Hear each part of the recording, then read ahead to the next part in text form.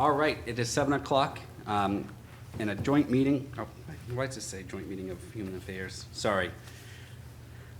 A meeting of the Planning and Economic Development Committee was held today, Wednesday, November 29th at 7 p.m. in the Aldermanic Chamber. Will the clerk please call the roll? Alderman at Large, Melbourne Moran Jr. I'm present. And he's the chair. Alderman at Large, Michael B. O'Brien Sr., Vice Chair. Present. Alderman at Large, Ben Clemens. Here. Alderman Derek Tebow is here. Alderman Tim Senate. Here. In the room, we also have Alderman Jetty, Alderman Ernest Jetty, Alderman Tricia Klee, and Alderman John Sullivan. We also have Planning Director, Community Development. Actually, I don't think we have Matt. Yeah, we have Matt Sullivan online, Community Development Director.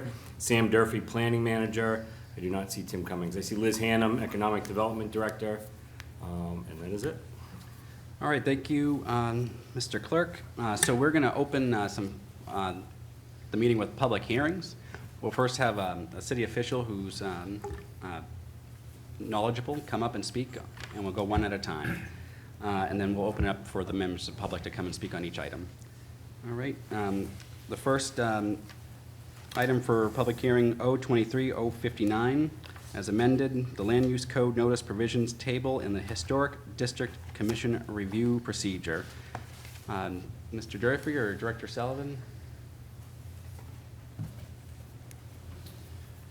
Thank you very much. So this is back before you after receiving some amendment, which we heard the feedback before this board or this committee as well as the full board, and we made a couple of revisions primarily related to the signage requirements. At the time of the original proposal was to knock those down to 5. They were all over the place. Some were 5 days, some were 10 days. So now we've made everything 10 days as opposed to everything being 5 days to give that extra time. There were some comments about increasing it to 15 days or more. As I had alluded to, either I think it was here or at full BOA, there are challenges with going to 15 days, really revolving around the board cycles and when we know whether or not applications are ready to go before the board. The issue being, say we notice things with a sign, we stick it in the ground, and then we hear back from the engineer saying, oh, something's not ready, we have to postpone, and now the notice is not correct. We like to know when things are going, things are definitely going, and then the notice is sound and it's providing accurate information to the public. Other than that, not too much has changed. We did add one additional amendment, and this is thanks to Alderman Jetty. He did catch something that was further down in this section of code. While we're updating everything, we might as well catch everything that we can. It was just an improper reference to an RSA section that didn't actually exist, so we tied it to the right one. Language that it was referring to doesn't change at all, but we just corrected the section reference. Any direct questions for Mr. Durfee as it relates to this public hearing? Keeping in mind, we'll leave debate for the full meeting. All right, thank you. Thank you. All right.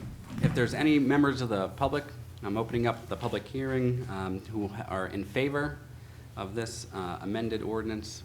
Please come up to the microphone. Anyone in opposition?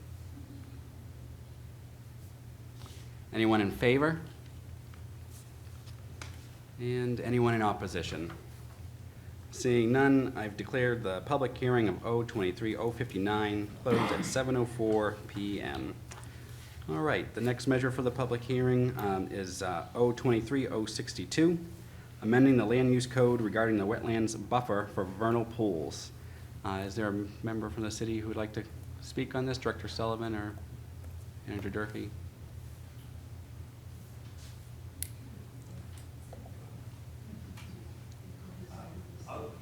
I'll defer to the members of the Conservation Commission that are here to speak to this. Thank you. Please, and please come up and state your name and position for the record. And address. Hi, I'm Carol Sarno, 15 Rocky Hill Drive, Nashua. I'm a member of the Conservation Commission. We're seeking to change the vernal pool buffer from 20 feet to 100 feet to be closer to the current scientific recommendations Vernal pools are defined by physical and biological characteristics. The physical characteristics are they're temporary, seasonal, and isolated bodies of water. They're surrounded by forest, and they're usually small and shallow, usually less than a few feet deep. Their temporary nature makes them unable to support fish. The biological characteristics, the key is that they're used by species that breed there and nowhere else. So these species must be found in order for the pool to be certified as a vernal pool. So to be certified, a scientist would visit the pool in the spring, identify and count the egg masses, record this information on the New Hampshire Vernal Pool Documentation Form. There's a lot of other information that gets recorded, but the obligate species get recorded here, and then that gets sent to the state. In our area, there are generally two species that are found, spotted salamanders and wood frogs. Spotted salamanders are dark in color with bright yellow spots. They're 8 to 10 inches long, and they live about 30 years. They're in the mole salamander family, and the adults spend about 50 weeks each year underground in burrows that were dug by other species. They eat insects, invertebrates, earthworms, etc. The adults leave the burrows each spring and migrate to the vernal pool to reproduce. They generally return to the same pool every year. Migration is usually less than a quarter of a mile, so roughly 1,300 feet. They spend about 2 weeks in the pool before they return back to the forest. The transition from the egg stage to the larval stage to a young salamander takes about 3 to 4 months. So that's roughly the period that the vernal pool would be required to stay wet, basically. So the key to their survival as a species is to A, have the vernal pool for reproduction, and B, have that surrounding forest where they live out the bulk of their life. Another species that migrates to the vernal pool every year is the wood frog. The males migrate first, and they call to attract mates, females. They kind of sound like quacking ducks. You may have heard them in the spring in our wetlands. The adults live in woodlands and eat insects, worms, slugs, etc. And again, their key to survival is to have the vernal pool for breeding and then the surrounding woodlands for living out the rest of their life. The egg masses and larvae of the vernal pool species become food for wildlife. And this is at a time of the year when there's not a lot of food available. So early spring forests are pretty barren. Over 550 species have been documented as users of vernal pools in New England. So why do we want to go to 100 feet? Well, we know 20 feet is not sufficient. We looked at various sources for guidance on vernal pool buffer size. What we found was the state of Maine requires a 250-foot buffer for significant vernal pools. Vermont has a recommendation of a 50-foot buffer, and then an area from 50 feet to 200 feet where there's lesser, only light selective cutting of vegetation is allowed or recommended. Sorry.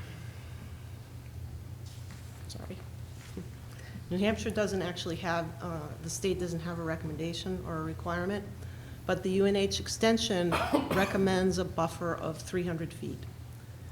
The U.S. Army Corps of Engineers recommends a buffer of 100 feet, and that's kind of where we got our buffer requirement from, is that 100-foot buffer required by the U.S.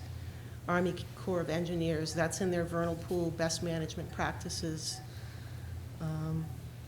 Beyond the area from 100 to 750 feet, they allow limited disturbance, but the 100-foot is a no disturbance buffer zone. So we're asking for 100 feet because this seems to be a minimal functional buffer, and it's significantly better than the 20 feet that we currently have, and we're hoping that you can support this change. I have copies of the Corps of Engineers document if folks would like to see that. Yes, please, if you could hand them over, and then without objection, I'll accept them. All right, no objection. And any questions for the Preservation Commission? Thank you. Mr. Clerk. All right, thank you so much for your presentation, and I will open up the public hearing for testimony in favor of O23-062. Anyone from the public wishing to testify in favor, please come up, state your name, address. Here we go. Oh, and it's so interesting because I was just about to say, I was on the water committee up at the State House when I was a state representative and have learned about this in that role. And I was going to say, if anyone's met Representative Sherry Dutsey, you've probably also heard about this. And here she is. There she is. Okay, Sherry Dutsey, 18 Swart Terrace. I'm on the Nashua Conservation Commission and also on the State Environment and Agriculture Commission. I think this would be a good precedent for the Nashua for Nashua to set for vernal pools, as Carol indicated. They do provide, you know, a very valuable function to various species, and the whole object is, you know, they don't support fish, but, you know, if you think of a stream and if you think of habitat going up and down the stream, and we have a 75-foot prime buffer for that. But the issue with the vernal pools is, you know, it's that it's an identified body of water that is normally only in existence for certain times of the year, and then the species breed there, and then they migrate out. So it's that distance around the vernal pool that will help protect them get to adulthood, so that we don't have hiking paths, we don't have you know, bike paths, that type of thing, that, you know, might be able to destroy them as they're migrating. So that's why we would like you to consider this. Okay? And if anybody has any questions, we would be happy to answer them. Okay. Alderman O'Brien. Why, in your position as a state representative, have you not introduced any bills? Because I am guarded with this. You're asking Nashua to go out on a plank alone on this, in a way, you know, and it could be challenged. So wouldn't it be better just to have state law backing this up? And why wasn't legislation filed with that? I mean, that's a good question. I think we were just looking at it from a Nashua, from a Conservation Commission perspective, and looking at how it would, you know, affect us and how we might be able to lead in this. I mean, certainly we could, you know, we could go to the state and we could go through that process. I mean, it would probably be a very lengthy process.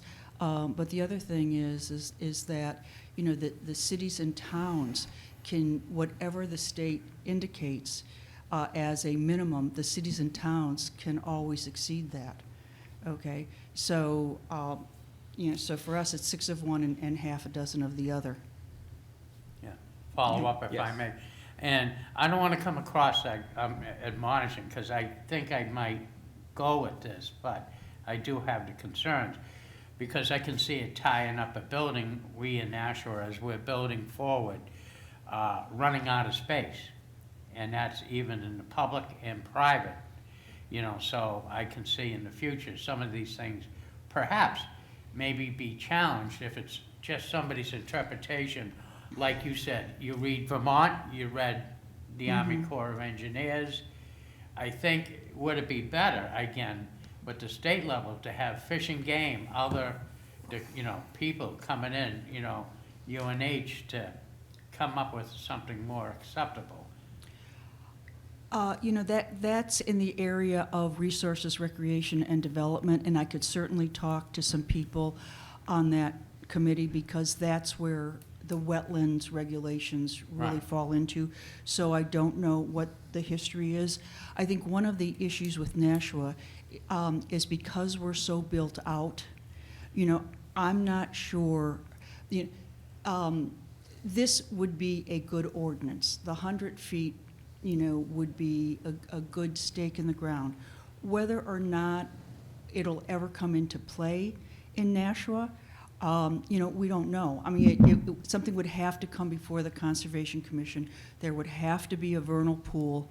And when you look at the amount of open land that we actually have that might be affected by this, it doesn't affect Nashua that much. Not to say that it couldn't in the future, because I'm always surprised, that all of a sudden an application comes before us, and you say, oh, I had no idea, one, that there were vernal pools there, but that there was that much open land. So you don't know. But you're absolutely right, Alderman. I think changing the ordinance here would not preclude us from looking at the history that's been done at the state and to see if we might be able to do something at that level. Very good, Representative, Yeah. thank you for taking my questions, Yeah. thank you. Alderman Clee. Thank you. Representative Dudley, you're also the commissioner on the conservation. Right. You're kind of in charge of the committee chair, at this point. yeah. The chair, yes. So did you say that UNH recommends 300 feet? 300-foot, I mean, is that what was said? Carol has done a lot of the Extension. research. and Yeah, I she- know UNH extension. And we're really going by the Army Corps of Engineer that Right. recommends a minimum of 100, and I believe up to like 750 feet in terms of the greater.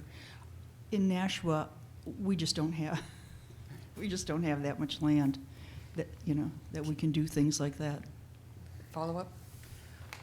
We probably should not get into debating, Okay. but Representative Detsy, if you could stick around if the committee has questions I'm when we fine bring with up the that. legislation. I get caught up in this all the time. We want to hear more and more, and then it turns into a debate, not the place for the public hearing. But I will say I appreciate your advocacy to protect the wildlife and natural habitats in our city, and I don't think there's anything wrong with being It's always a a balancing beacon for the act. state to follow, not to follow behind. Okay, thank you. Thank you. All right. Anyone else, anyone in opposition? No one's in opposition to destroying natural habitat? Okay, great. Anyone in favor? And anyone in opposition? Oh, yeah, in favor, come back up, yes. Hi, Mary Lou Sozek, 15 Rocky Hill Drive. I'm a conservation biologist. I have worked with the Conservation Commission quite a bit over the past few years. And speaking as a conservation biologist, I just wanted to emphasize how really special vernal pool environments are. They're very rare, and they have been traditionally overlooked when development has come through, to the detriment of all the species that use them. And in New England, we're really lucky to have them. They only occur in glaciated environments, and it's just a unique environmental habitat or ecosystem to preserve. And, the more biodiversity we preserve, the healthier the entire ecosystem is. So I think, giving them a little bit more protected area to live out their lives, the species that rely on them would be really a great move. Thank you so much. Okay. Anyone in opposition? Again, anyone who supports destroying natural habitats, please come up and speak. Right. Sorry, Chair, liberty of the chair. All right, seeing no opposition, I will close the public meeting of 023-062 at 7:20 PM. All right. I'm guessing the next one's the big one. Let's see. I will open the public hearing for 023-065, amending the land use code regarding fence construction adjacent to the Frederick E. Everett Turnpike. And anyone from the city want to speak on this, Mr. Durfee or Director Sullivan? I really don't have much Oh, to say on this, but. Director Oh, Sullivan, I'll there let we him go. take it. No, My apologies, Manager Durfee. I thought Director Sullivan was sick and couldn't speak, so he seems to have recovered. I'm audible. I just shouldn't be there in person, and I wasn't sure if Sam was. I wasn't sure if Sam was going to come up, but I'll speak briefly. Good evening, members of the committee. Matt Sullivan, Community Development Director. Working with Alderman Clemens, we've tried to address a concern relative to screening of residential properties adjacent to the F.E. Everett Turnpike throughout the city of Nashua. For those that are not aware, there's been some recent activity by New Hampshire DOT, and there's certainly been activity historically to perform vegetation removal along the turnpike for a variety of different reasons. And as you may all know, Nashua is unfortunately is not a community that has significant presence of sap barriers that you see in so many communities across the state of New Hampshire to protect those residences when that vegetation and that screening and really that buffer is removed by DOT or some other actor. And so working with Alderman Clemens, crafted this legislation that really just does a few specific things to enable property owners to take some measures into their own hands in the event that they'd like to construct something to create that buffer. The first thing that it does, and I'll sort of go in the order that the legislation is written, is it clearly spells out the fact that any fence that's constructed within the city of Nashua above 7 feet in height is subject to a building permit. And that may seem a bit unrelated to what I've just described, but there actually is this inherent conflict that exists right now between what the building code requires relative to a permit for a fence and what our ordinance required, and that is that the ordinance required anything above 6 feet to get a permit, while the building code requires anything above 7 feet. And so we're just correcting that and bringing the ordinance into alignment with, again, that building code requirement. But then we get to really the meat of the proposal, and that is a new provision under 19044, now created Section C, that spells out the fact that along the F.E. Everett Turnpike right-of-way and adjacent to any entrance or exit area specifically, properties directly abutting that right-of-way will have the right to construct a fence up to 14 feet in height, where they're typically limited to that 7 feet that I discussed earlier. That 14 feet was discussed in some level of detail with the building department and certainly with Alderman Clemens. That seemed like a very reasonable height at which someone could obtain a level of buffer from the activity on the turnpike, and one that wouldn't be overly impactful in the sense of if you have a 50-foot fence or a 100-foot fence, if we're being extreme, that could have intense visual impact in the opposite direction, therefore disrupting sort of the beautiful character of New Hampshire that even in some cases exists along the highway. And so we certainly wanted to protect that while also giving the neighbors or the residential property owners some protection. And then there are a few specific provisions just spelling out the fact that this 14-foot fence can only be constructed along that F.E. Everett right-of-way line itself. You can't surround the property with a 14-foot fence and, construct a castle wall, if you will, but really just further spelling out the objective of this ordinance amendment, and that is to allow property owners directly adjacent to the road to build a fence of a greater height than the current ordinance allows. Mr. Chair, answer any questions that the committee might have. Certainly can't speak for Alderman Clemens, but I know this is something that's important to him and his constituents, and I'm sure he'd be able to answer any relative to the formation of this as well. Thank you. Any questions for Director Sullivan or Alderman Clemens? Alderman O'Brien. Yeah, thank you. Director Sullivan, I'm going to combine the two of them so you can answer them, directly. Number one, the DOT does have a right-of-way. So where would these proposed walls go? Would it go on the homeowner's property, or are we getting a variance from the DOT that will allow us to build on their property? And would the occupants of that building have to go to the state to apply for the permit equally as well? And then the second part of the question, is the cost involved going to be borne by the homeowner and not necessarily the municipality? Director Sullivan. Yes, thank you, Mr. Chair, and thank you, Alderman O'Brien. Excellent questions. So to respond to that directly, the fences that are contemplated by this ordinance are a typical boundary fence. And what I mean by that is they're something that's entitled, that a property owner is entitled to construct along their property line and on their property only. And so to answer your question, Alderman O'Brien, they're only permitted to construct the fence on their property or directly against that property line. It's important to point out that there is a level of review of fences from both the building department and the engineering department, because that location is very, very critical. And that gets to your second question, that we have no right, certainly as the city, nor does the property have the right to construct a fence within the state's right-of-way. And so while they have all rights to do so on their own property, they do not within the right-of-way.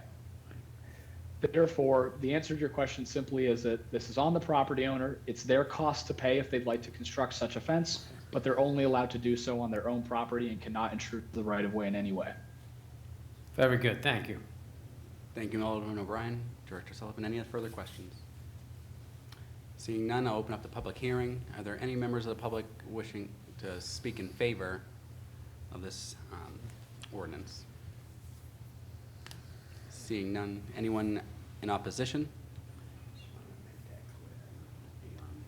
Anyone in favor? Anyone in opposition? Seeing none, I'll declare 023-062's public hearing closed at 7:26 p.m. And I will open the regular meeting of Planning and Economic Development at 7:27 p.m. Will the clerk please recall the roll? Alderman at Large, Melbourne Moran Jr., Chairman. I'm here. Alderman at Large, Michael B. O'Brien Sr., Vice Chair. Present. Alderman at Large, Ben Clemens. Here. Alderman Derek Tebow is here. Alderman Tim Senate. Here. We also have with us Alderman Patricia Klee, Alderman Ernest Jetty, and Alderman John Sullivan. We have with us on Zoom Matt Sullivan, Community Development Director, Sam Durfee, Planning Manager in the room, and also Liz Hannum, Economic Development Director. All right. Just again restating, I accepted without objection communications from the Preservation Committee regarding vernal pools, which will be added to the public record. Discussion, there is none on the agenda, but I just want to again apologize to my fellow committee members. I always do this. I get into a debate at the public hearings, and the clerk always has to remind me, and I appreciate Alderman Tebow for giving me that little nudge. All right, communications. From Sam Durfee, Planning Manager. You missed public comment. Oh, it's not. It's not on here, that's why. Look at that. All right, public comment. Anyone from the public wishing to comment on actions being taken up tonight, please come up to the microphone and state your name and address for the record. All right. Thank you, Alderman Clemens. Yep. Appreciate that. It looks like we used an old outline from a previous meeting. All right, communications. From Sam Durfee, Planning Manager, referral from the Board of Aldermen on proposed ordinance O-23-062, amending the land use code regarding the wetlands buffer for vernal pools. And also from Sam Durfee, Planning Manager, referral from the Board of Aldermen on proposed ordinance O-23-065, amending the land use code regarding fence construction adjacent to the Frederick E. Everett Turnpike. There being no objection, I'll accept the communications and place them on file. Unfinished business. O-23-059. Oh, I'm sorry, my apologies. Without objection, I'm going to take the agenda out of order at the request of my honorable colleague from Ward 9 and bring up new business resolution. Oh, yes, that's exactly right. That's what we're going to do first. R-23-168. Authorizing the Business and Industrial Development authority to enter agreements for the transfer and redevelopment of certain parcels of land owned by the city of Nashua. If there's no objection, I would like to take that out of order. Seeing none, we'll now open up debate on R23-168. Is there a motion? Yeah, I guess I'll make it. Motion by myself to recommend final passage of R-23-168. Alderman Sullivan, since you requested to take this first, would you like to start it off? I appreciate it, and thank you very much for making the switch on the agenda, as we have several members of the Building and Industrial Development Authority here in the audience tonight. Thank you for taking this up first. I'd like to speak briefly to it, and also, as I mentioned earlier, allude to the fact that there are several members of the Building and Industrial Authority here tonight in the audience to answer any specific questions. But just quick refresher, BIDA, as we call it, is a collection of Nashuans that serve on this all-volunteer board. They come from the industries of banking, real estate, both commercial and residential, also developers. And I would say that, you know, the brain power around that table that meets once a month on a Friday morning is great.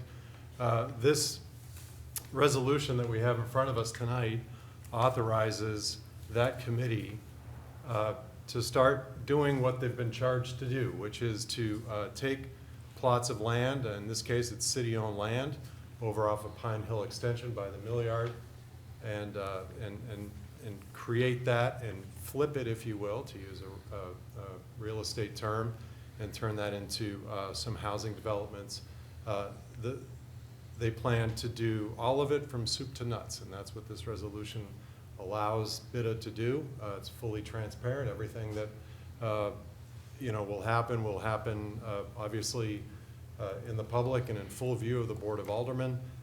Mayor Donchis has met with BIDA and has crafted this resolution, and I wanted to speak to it tonight. Liz Hannum seems to be moving into position to speak to it as well. Director Hannum and members of BIDA, if you would like to come up, and or a representative from your group can take a seat. If there's any questions for you directly, feel free. And again, without objection, I'll be taking pictures that are provided by Director Hannum to be placed on the public record. Feel free to have a seat. Oh, Yeah. great.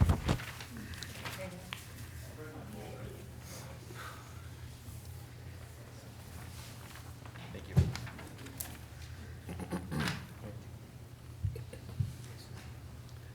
All right, first,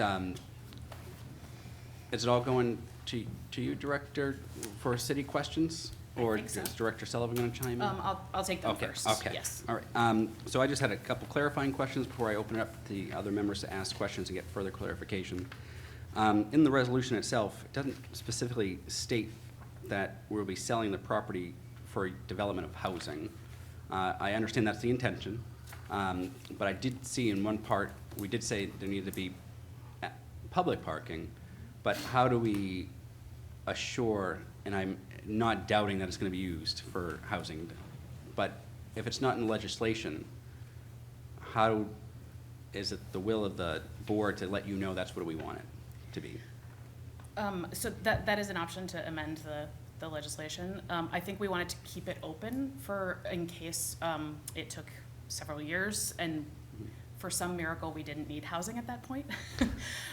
So we wanted to keep it open to the potential of other things, but that is the intention currently of the group. I'd say also if it's potentially So, unsuitable if for you could housing. Oh, State your name, Oh, sorry. position, and address, sorry. yep, Jason Haviland, 29 Todd Road, and I am the chairman of the BIDA committee. Thank you. And I guess I was just going to add to that, we have just started the environmental work, so we don't know if it's going to be fully suitable for housing. So leaving the option open for something else when we find that out, we thought was prudent. If it sounds like this administration's not opposed to legislation being amended to include housing verbiage, and I'm sure if you go through the environmental process, there's always an ability to come back and have that stricken from the resolution, correct, Director? Yes, it is. Yep, so essentially, if we find that it is not suitable for housing, then we would have to come back through the whole process again. Which is basically amending, coming here, back to the full board, and then Yeah. realizing that it can't be sold as housing. Correct. Another question is it similar to when we authorize the sale of property and the city puts out an RFP? Is it bidder putting out the RFP? Who's putting out the RFP? Who's designing the No, go ahead. Okay. the intentions of what we want to be built there? So the intention is that BIDA is going to go through the entire development process and come up with a full site plan, go through the review and permit the process, and then sell those plans essentially, so that we are getting exactly what BIDA has decided that we would like in that spot. So we'll take it all the way through the process with the exception of construction. And through the bidder meetings, has there been conversation on what type of housing you want in these particular? Yeah, parcels? we've debated and discussed different things, but we're very open to, again, what an eventual developer decides belongs there and what we think together is best for the city. So I hear that for sure, and I hear the market conditions and all these things, what the developers want. I just recently I'm having conversations since I've been elected and such about housing in the city and what vision the city has, especially what kind of city we want to be. We have all this market rate housing, but we have no limited to no low-income housing. And when we do put low-income housing in, and already there is low-income housing, we're causing like segregation of socioeconomic status. So I'm being more, at least, I got 2 years left.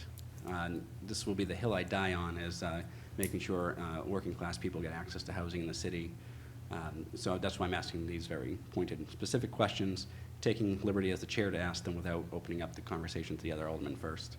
But I'm hoping that through these processes, the city will start recognizing that we need more and more, not affordable housing that's at $80,000 a year income, but having something for Section 8 level folks to access housing and not keep them in one side of the city away from professional engineers and young people who are affluent and wealthy. Right, that was a social statement. Director, Alderman Tebow and then Alderman O'Brien. Thank you, Mr. Chair. So, my comment to start is that there's no way this is going to be low-rent housing. There's just no way. It wouldn't be going through this process if that's what it was going to be, whether I want it to be or not. And I'm with Moran here. I think we have a definite lack of that kind of housing in the city. The other piece I'm not excited about, going along with you as well, is I think it needs to be specific in there. And if it changes, come back to us. Like, if it's wide open, then nobody has to come back to us, and it can be anything that fits into there. And so I'd prefer to have it come back to us as well. And I do have an amendment prepared. okay, well, I won't go further than that. But obviously I want housing here, and we need all types of housing. But I think we have to level out what we have here. So, but I don't think it's going to be low rent. So. I would assume the majority would be market rate or something. I can speak to that too. Is Director, yeah. that we plan to follow the inclusionary zone, whatever is in place at the time, and that is a minimum level. So the mayor has made that very clear with BIDA, that at a minimum we will follow the inclusionary zone. It's not really low rent though. It's just Well, more affordable. Yeah. It is capital A affordable, so you do have to qualify for it, for those, but again, it's 20% of the units, yep. Gotcha. Alderman O'Brien. Thank you. I'm not against the housing aspect of it, and I think you know that. Being chairman of infrastructure, worked on several projects, but then again, I do have to question, as chairman of infrastructure, which by city charter says that we are, as a committee, in charge of all lands and buildings that the city owns. So how does this work, this new power that you're seeking will fit hand in glove with already a chartered standing committee? Well- I know that's a very good question, but I feel like it's a question for Attorney Bolton, Yeah. which we will need to get follow up. Like I said, I'd say we're following the blueprint for Bridge Street, right? So we did this once and developed the Bridge Street project this way. We're endeavoring to do that again through our state chartered mandate to be a city bidder, the way other cities have, and at the city's pleasure to give us property to redevelop. And to sort of use, again, the collective brain power of our group to move properties like this forward. And if I can add, Follow up if I may. It seems concerned from what I heard from previous aldermen that a lack of, your independence with no report back to the full board and there's already an existing committee, the Committee of Infrastructure, which recently, that's a modern name. If you look at the city charter, it does say the Committee on Lands and Buildings. So, wouldn't it be better to report back to that committee to, come back to the Board of Aldermen? We'll come talk to whoever you want us to talk to. I will say in the actual legislation, it says if any agreement entered into under this resolution requires the expenditure of city general funds, the Board of Aldermen must approve. Oh, yes, expenditure. every purse string must be approved. But I do hear you. That goes beyond saying. I think, even general updates to a joint PEDC infrastructure of what the progress of city-owned property and where it's being developed as. Right, and if I may, not to be argumentative, but, we've been active on the NIMCO property. So that's what I'm asking, how would this kind of fit into using the NIMCO property as the example, Director? yeah, so it would essentially be very similar. The Board of Aldermen would have to sign any agreements at the end of the process. So we would go through the whole process. We would find a developer that would be willing to do that, and then the Board of Aldermen would have to sign off on that. So, like any sale. Alderman O'Brien? Oh, No, I think, I'm good. Alderman Thank you. Clemens? Yeah. Thank you, Mr. Chairman. Yeah, I don't have any problem with giving giving BITA the way that it's outlined in the ordinance.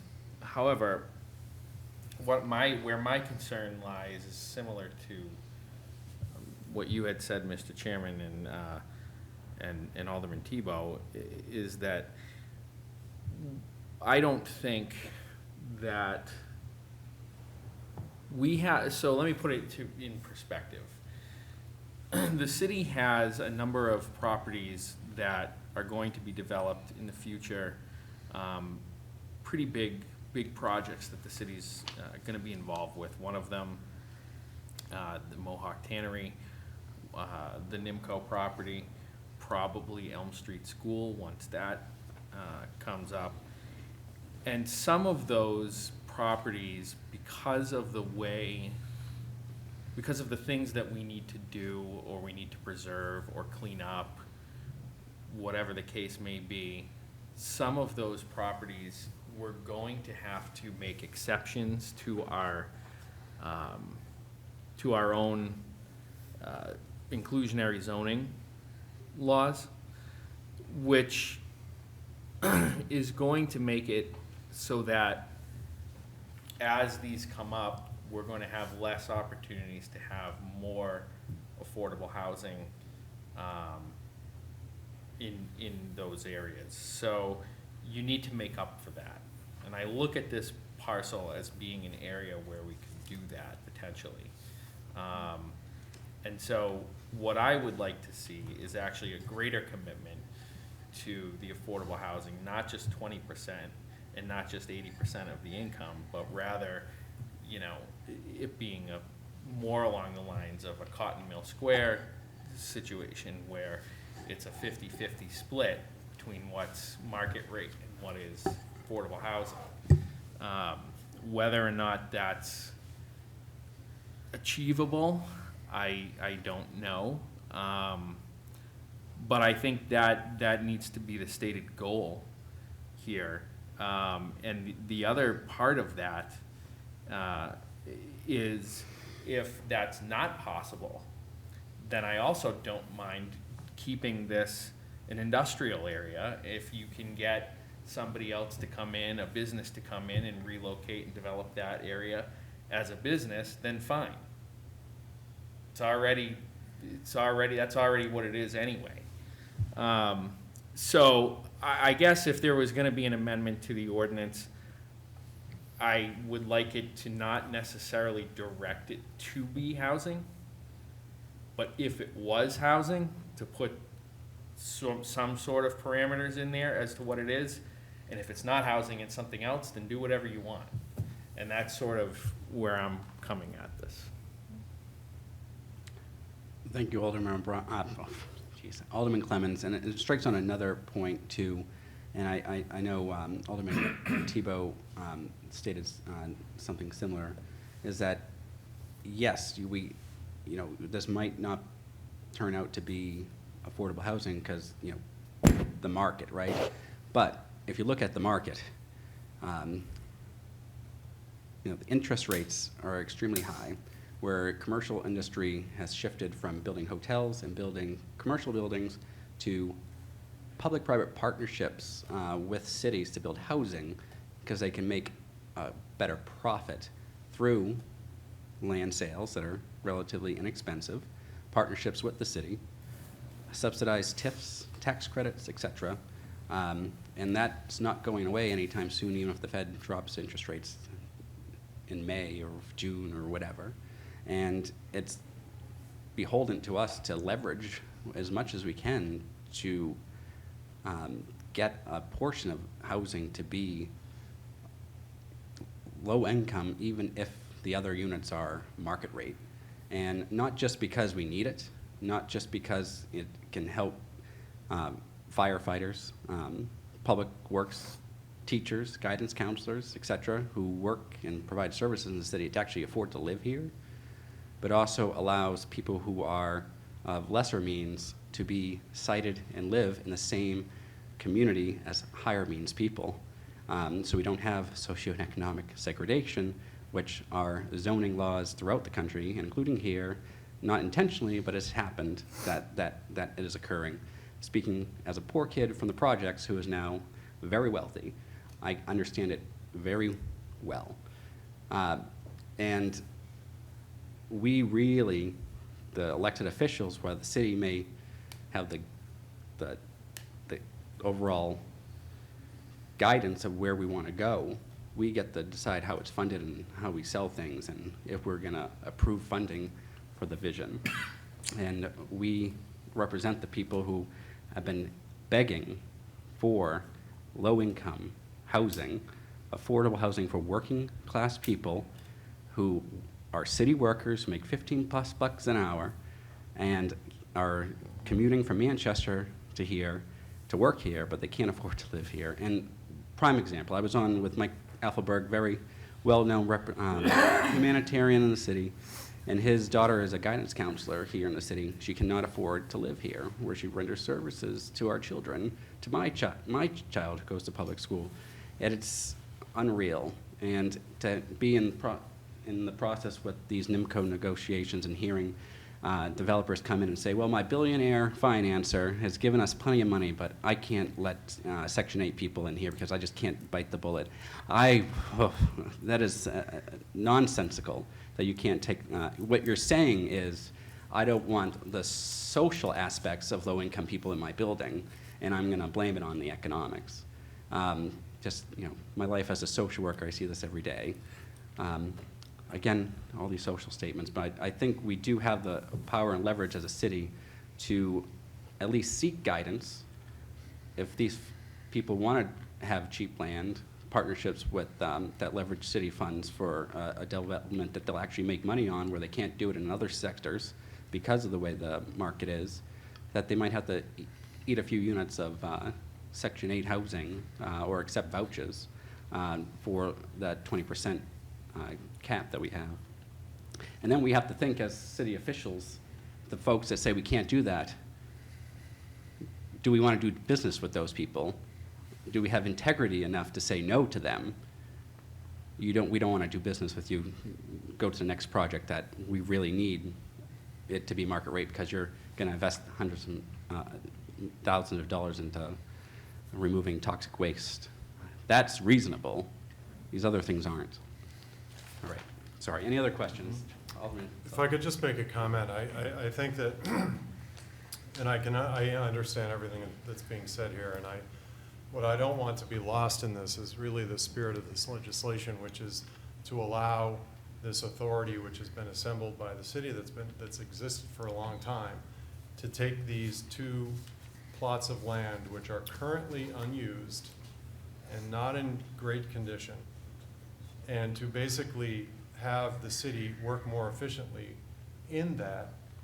They will do all the work, like I said before, from soup to nuts. They've already performed a phase 1 environmental study to see if this is even a viable piece of land to put residential on it. I mean, I don't have a vote on this committee, I understand that. But making the amendment to be more specific to housing, I understand that.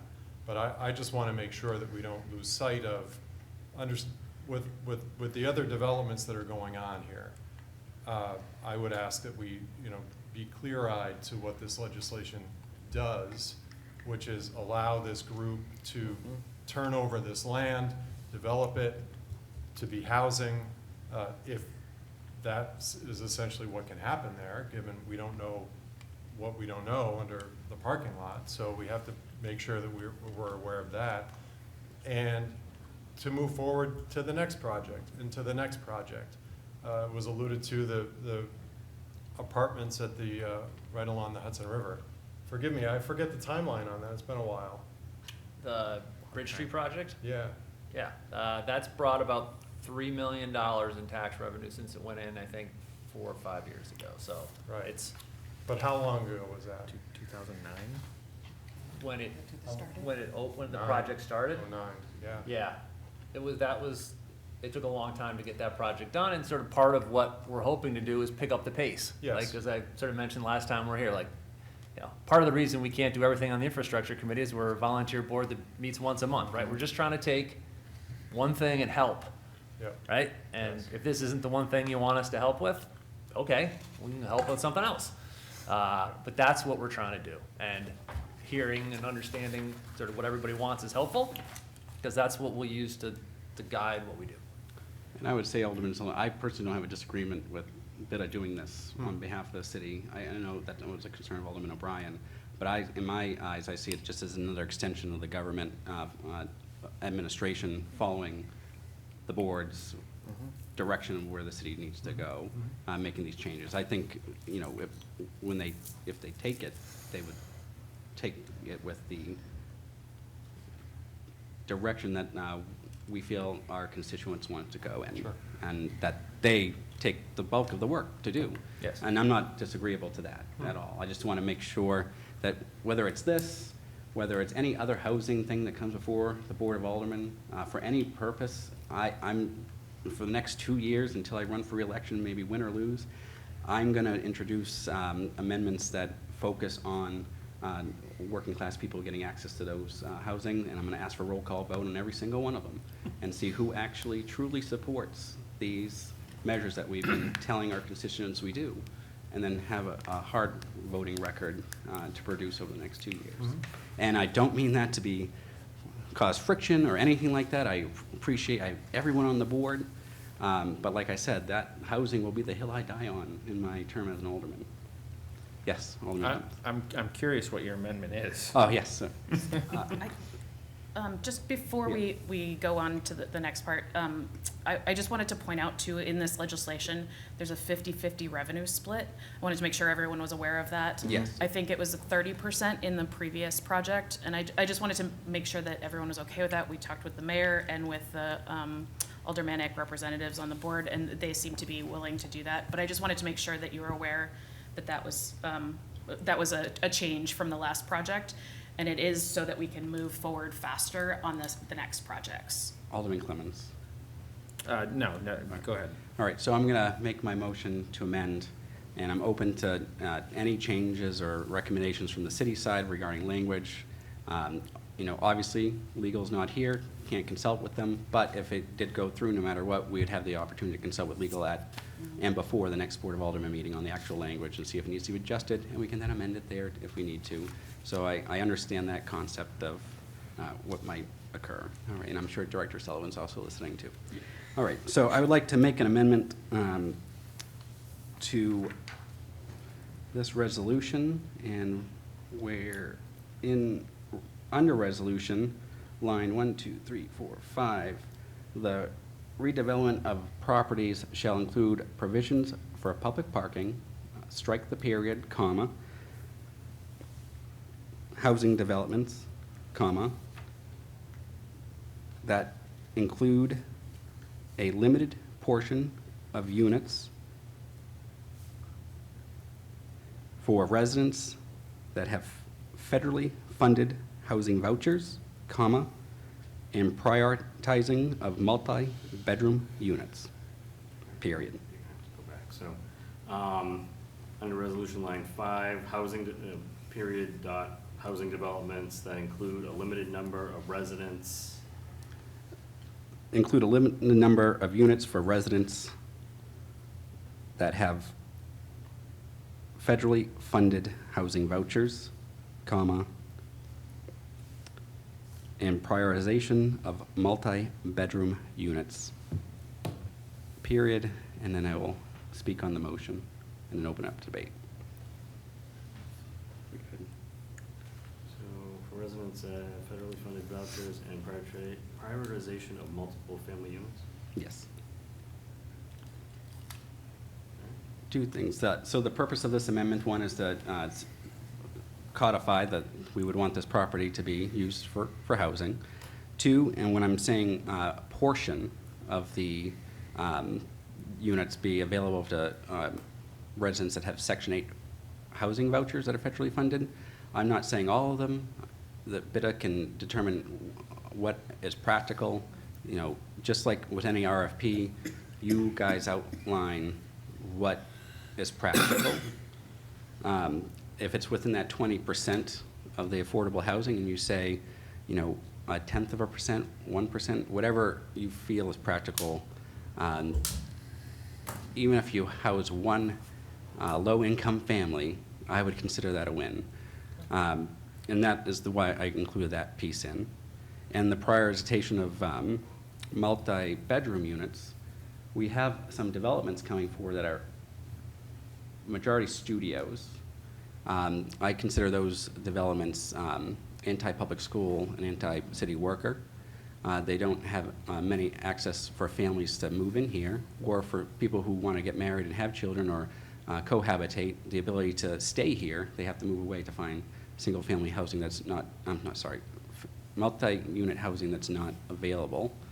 And this, if we have multi-bedrooms, we're able to get families, put kids in our schools, not have to vote to shut down schools, because we have kids that can come in and get education here. So that is the reason why I'm including that piece into the legislation. Alderman Clemens. Thank you, Mr. Chairman. My question is going on the amendment. I'm going to ask it through you to Ms. Hannum. So if we made this amendment and the committee came back and decided, or the studies came back and said this is not going to be appropriate for housing, this whole area, and you had to come back to the Board of Aldermen to get that stricken, how much of a time delay and how much of a process would that be, like, as far as like money, time and money, would that be in this process, if you had to come back, if you found that out? Director Hannum. It would likely be a couple of months at least. And then we would have to start the process over in terms of feasibility and things like that. The BIDA would then have to start fresh. So it would probably fairly significantly delay, 6 months to a year, maybe. Alderman Clemmons. Well, I guess my question is, the feasibility study that you're doing now, or that you want to do now, is going to determine, correct, whether or not housing is appropriate or not, Yes. regardless of the change that we're contemplating here? Yeah, we just need to know like what's there, right? Right. And this is some small risk for the city that there's something really, really bad there. Right, And then we got a right. big problem, but it's good to know that Okay. if we've got a big problem, we have a big So- problem, then we'll know it. Alderman Clemmons. So I might suggest that we further amend this to say something along the lines of,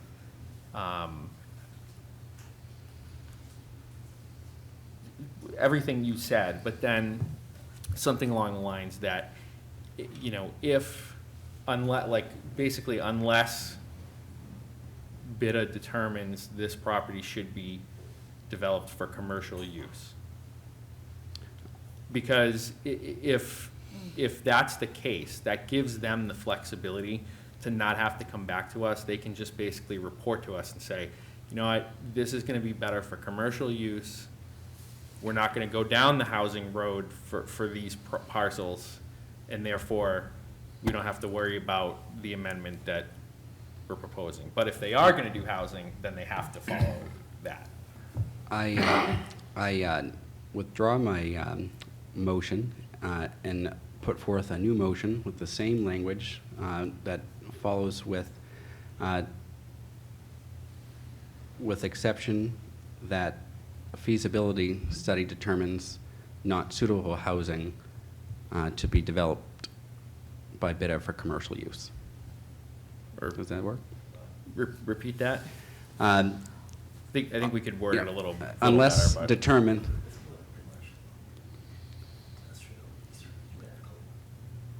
Yeah. So we could say Perhaps mixed use. expand it even beyond, yeah, mix is, what's, Yeah. I don't know what the right Yeah. alderman word is for. Director Sullivan, what's the best land use language to use in an event like this that incorporates so many things? Well, may I introduce a new comment, perhaps? For sure. I certainly can recommend some language, but may I make a comment first? Yes.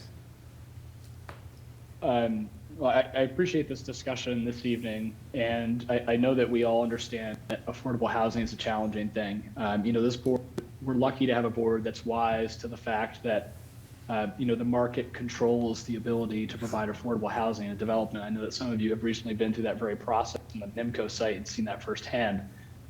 My sense is that there are ways to effectively communicate this committee's and board's priorities as part of the legislation without strictly binding BIDA to undertake specific agreements or shares of a certain type of housing, or to you know, unintentionally prohibit or restrict the ability to do some form of a mixed-use development, which I have some concerns that this amendment may do. You know, I think there are very logical accessory uses to residential that could be developed on this site. You know, and I'm admittedly a bit nervous with this discussion simply because we do not know what the constraints of the property might be. And I think Alderman Clemmons made some very good comments early in this discussion to say that, you know, the city is going to redevelop or develop several properties around the city in the future that are constrained and may need some form of relief. We have no sense of what relief might be needed on this property. And frankly, we may know more in the sense that we know that this property will have to provide a significant level of public parking, whether in a structured parking facility or in a surface parking lot. That will be a cost that the development likely has to bear, whether as part of the pro forma itself or as part of a TIF or some like structure. So we know that will be a cost and somewhere that an area where this development needs relief. We also expect that there'll be a significant environmental burden borne by the redeveloper of this site. And so I bring those up not to say that, you know, this development should not provide what it's required to provide under the inclusionary zoning ordinance, nor that it shouldn't provide, you know, some form of Section 8 voucher allocation, because frankly, I think that's a great idea. My concern is only that if we include those as requirements here, it may unnecessarily bind BIDA or even a future Board of Aldermen to do something that no longer is in alignment with what the site allows when that feasibility work is done. And so I'd be happy to recommend some language, but I guess my first recommendation would be indicate some priorities without making those strict requirements, as opposed to the fact that parking and public parking must be provided here because the adjacent properties do not have, or they have limited parking on site.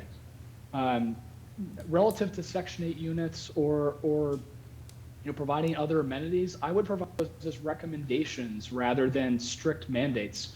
But that's my advice to the committee. And I'm happy to answer any questions and discuss that further, but I'm hesitant about specific restrictions on BIDA, particularly because of where we're at in the process of understanding the feasibility to develop on the site. Thank you, Director Sullivan. I'm about to call on Alderman Clemmons, but I will say that I trust you. I value you as a director of the city, and you're very talented, and I completely trust what you're saying. But in this case, I feel that we need to legislate, not just here, but in further, to hold you and the mayor and other city directors accountable for ensuring that we have our constituents heard by having housing that is truly affordable in their eyes. And that might require us putting legislation in place that specifically says so. And I'm sorry that it had to come to this meeting to do it. And I am very supportive of the administration in general, but after the housing forum, after all these things that have happened in the city, I think it's time that we need to legislate this and be much more direct. Alderman Clemmons. I agree with you, Mr. Chairman, and I have an amendment that I think would work. I have language that I think would work. So I'll withdraw my amendment and if... Well, basically adding to the beginning of your language to just say, if any portion of the property is developed for housing, and then the rest of what you had put.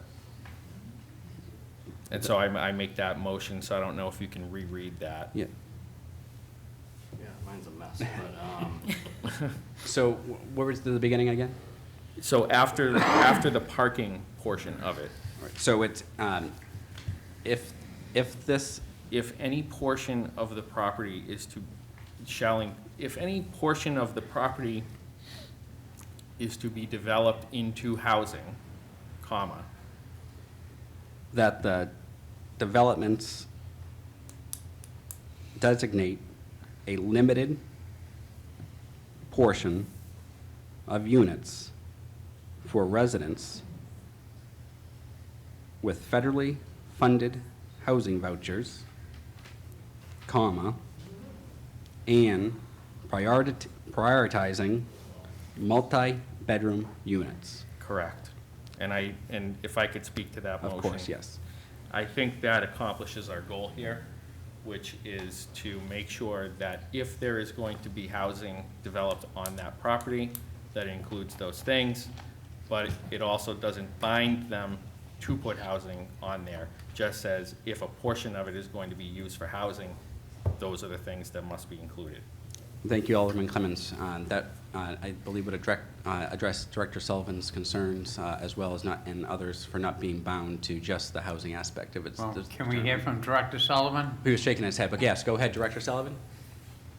No, I think I appreciate you allowing me to speak, and I agree with your comments, Mr. Chair. And I think that language does satisfy that. And, obviously, in the event that anything changes, we'll be back to the board to have that discussion. Thank you. Alderman Tebow. Thank you, Mr. Chair.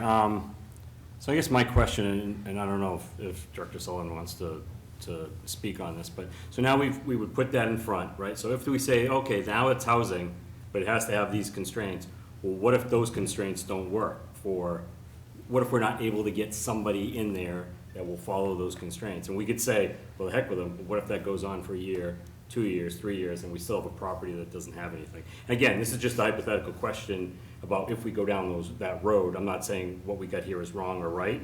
I'm just concerned that, after hearing what Director Sullivan said, I get concerned that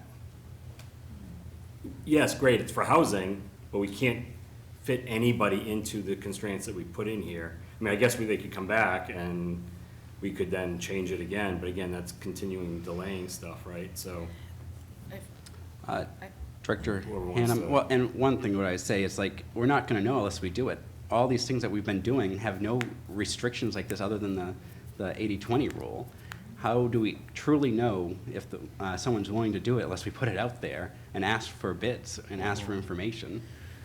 That's how you learn, right? And Sorry, that's Director kind Hannum. of where I was headed is, once we get the environmental studies back, and we figure out, we have to do feasibility studies to figure out at that level. And so if it comes back that it's just not feasible to do what we're suggesting here, then we'll have to come back to the committee and amend what we've got.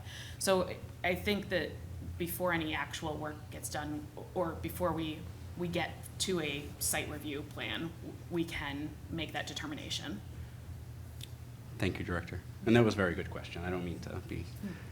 Alderman Jettie. Thank you for allowing me to speak, and you know, I don't want to upset the apple cart here once again, but you know, I've always thought of the Business and Industrial Development Authority as being a business and industrial development authority, not a housing authority. And you know, we need housing, we also need jobs. And I've you know, I'm not a real estate developer, but I've been involved you know, representing people who are.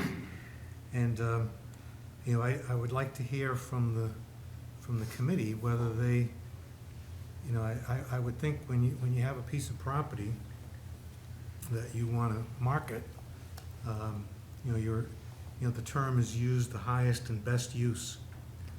And I don't know if the committee has had a chance to determine what the highest and best use of this property is yet, or if that would be from, you know, putting it on the market and seeing what kind of, you know, interest you get.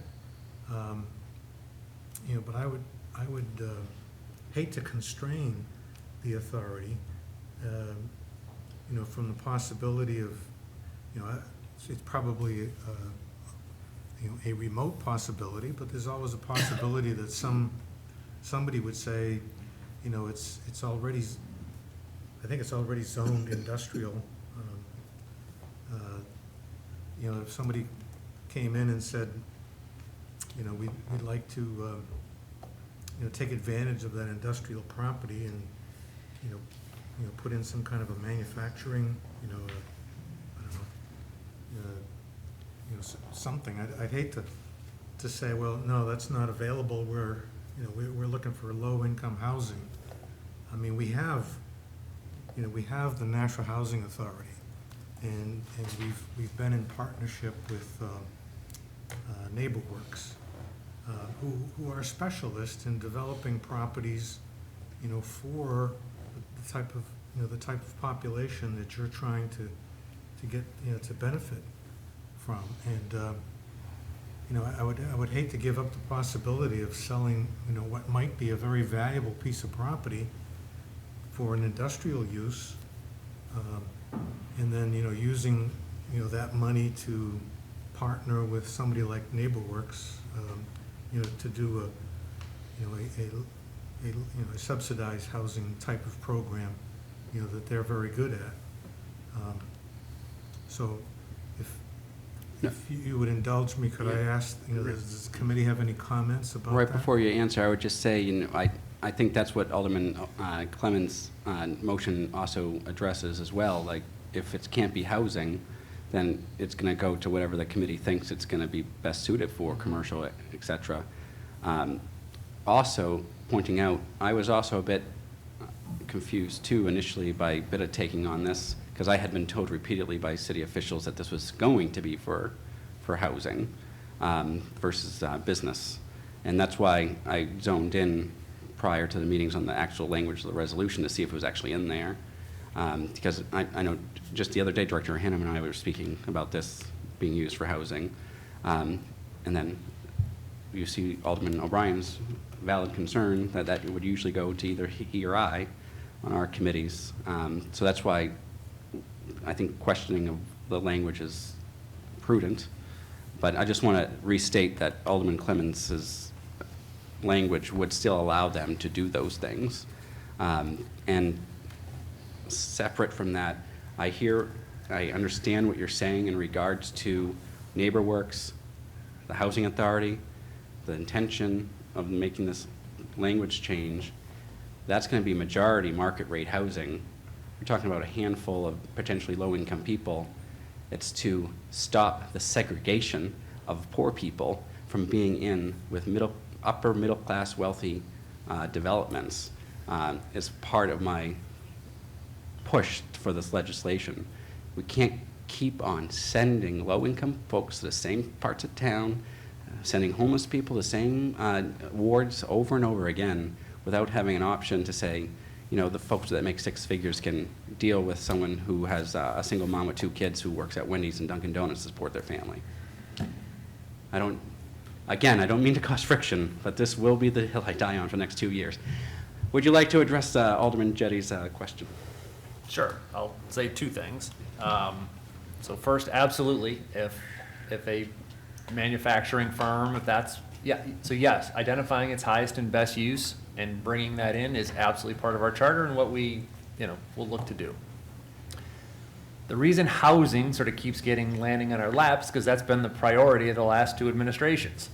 And we're here to help, right? We're not just out here deciding what to do, right? We're taking input, and housing is a priority, and so it's all right, give us a housing project. That's what we'll go work on. So that's how we ended up with those. We are listening, or trying to listen, and trying to be sensitive to the factors of sort of what's important at the time.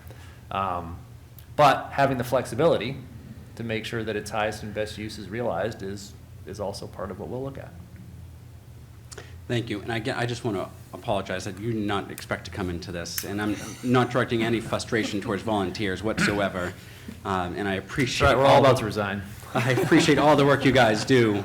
But eight board member openings.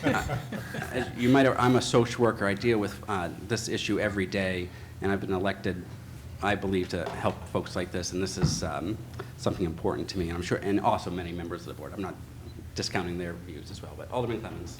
Yeah, just briefly, I also want to, state that for the record too, that, in order to attract companies, in order to attract any headquarters or anything or manufacturing plant, you have from somewhere else, there has to be housing available for workers. There has to be workers available, and you're not going to find that right now in Nashua because there's not enough housing for people that we have. We have people commuting in or going other places as it is. So, as far as it being a business priority, it's absolutely a business priority to make sure that there's a housing stock, because you're not going to be able to be successful. The reasons that, if you look back in history, the reason that Sanders and Fidelity and all those companies were so successful up here was because there was a huge housing stock. And the population of Nashua boomed because there was land available to build housing and people were coming in, and we have to be able to, look at that landscape differently now and see how we can overcome the challenge of the fact that we are built out. So what are we gonna do? So this is, I think, a priority and should be a priority of BIDA. So I, respectfully would say that although you might think that housing might not be a priority for something called the Business and Industrial Development Authority, it absolutely is. Because you can't get those people to come in. You can't keep companies here if they can't attract employees with a place that's affordable to live. So. You are absolutely right, Alderman Clemens. And my company is headquartered here in Nashua, and I pay my clinicians around $80,000 a year, and they can't afford to live here. And I struggle every day to get healthcare workers to work for me, and they commute in from Manchester and Lowell, Lawrence. It would be much easier to provide mental health care if I had access to a better workforce. And that's just me. I can imagine BAE and other employers here. I only employ like 40 people or so. I can only imagine for the larger corporations. Any questions, Alderman Senate? You just welcome to the PEDC, by the way. Thank you. No, it's a very good discussion, and it's, I think it's probably a little more tense than maybe some folks had anticipated, but it's a necessary discussion. The one thing that keeps popping into my head when I look at this overhead view that Director Hannon provided is, and if I'm mistaken, please feel free to correct me. I recognize this as an extension of a path I walk with my family pretty regularly through, at least abutting Mine Falls Park. And looking at this particular tract, it is familiar to me as a place where I know that varying sizes of homeless encampments pop up from time to time, which is a significant thorn in my side, being the alderman for Ward 7 and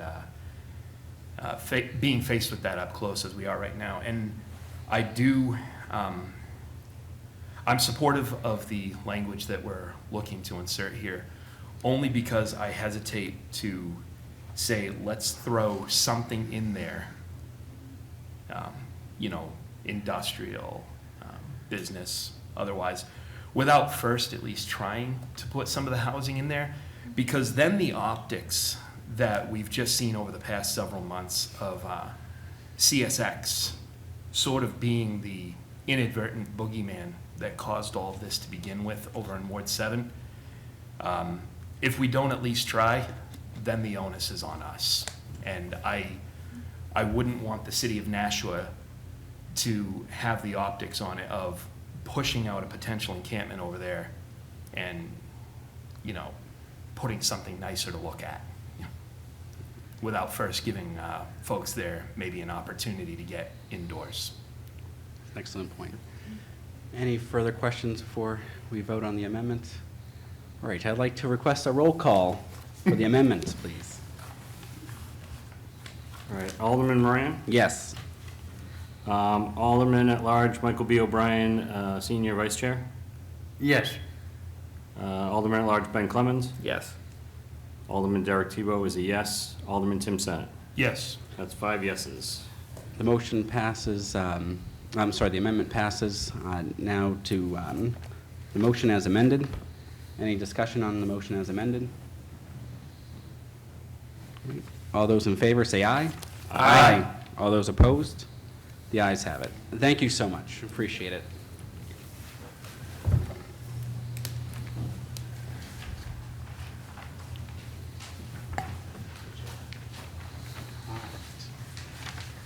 Unfinished business.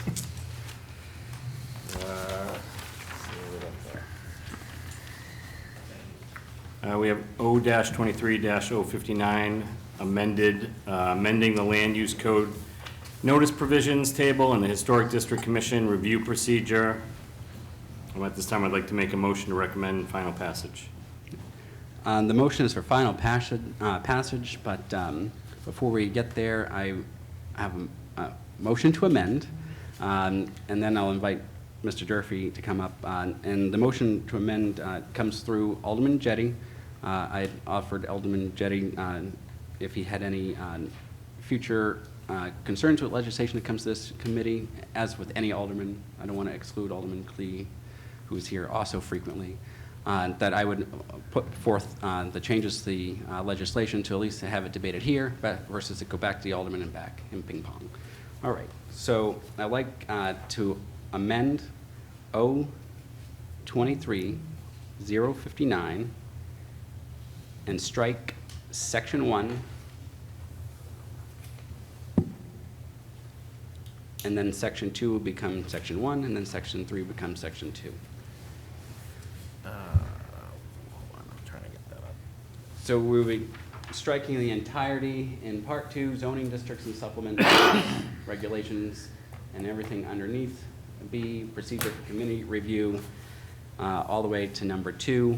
And Alderman Jetty, would you like to speak on that? Sure, I guess, if you want me to go first? Oh, yes, since Okay. it really is your motion, I just want to bring it forth for you. So I asked that, so when I saw the amended version, I appreciate the planning department, making the changes they did in section 2 to, achieve the uniformity that they were seeking by making it, 10 days instead of the 5 days, instead of shortening the time, keeping it at 10 days. I appreciate they're doing that, but, section 1 stayed the same, and section 1 deals specifically and only with the Historic District Commission. And under the current ordinance, when someone applies to the Historic District Commission to make some change in the historic district, their application has to be,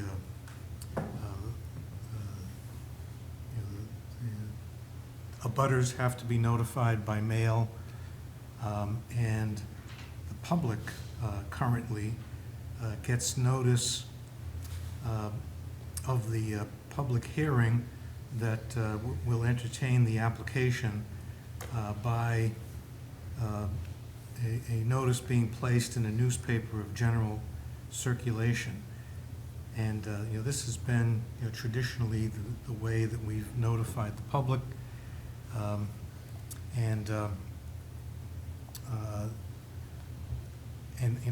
I argued unsuccessfully before about that, but during that discussion, I think there was a misunderstanding. During the discussion, Mr. Durfee was asked, how much, he talked about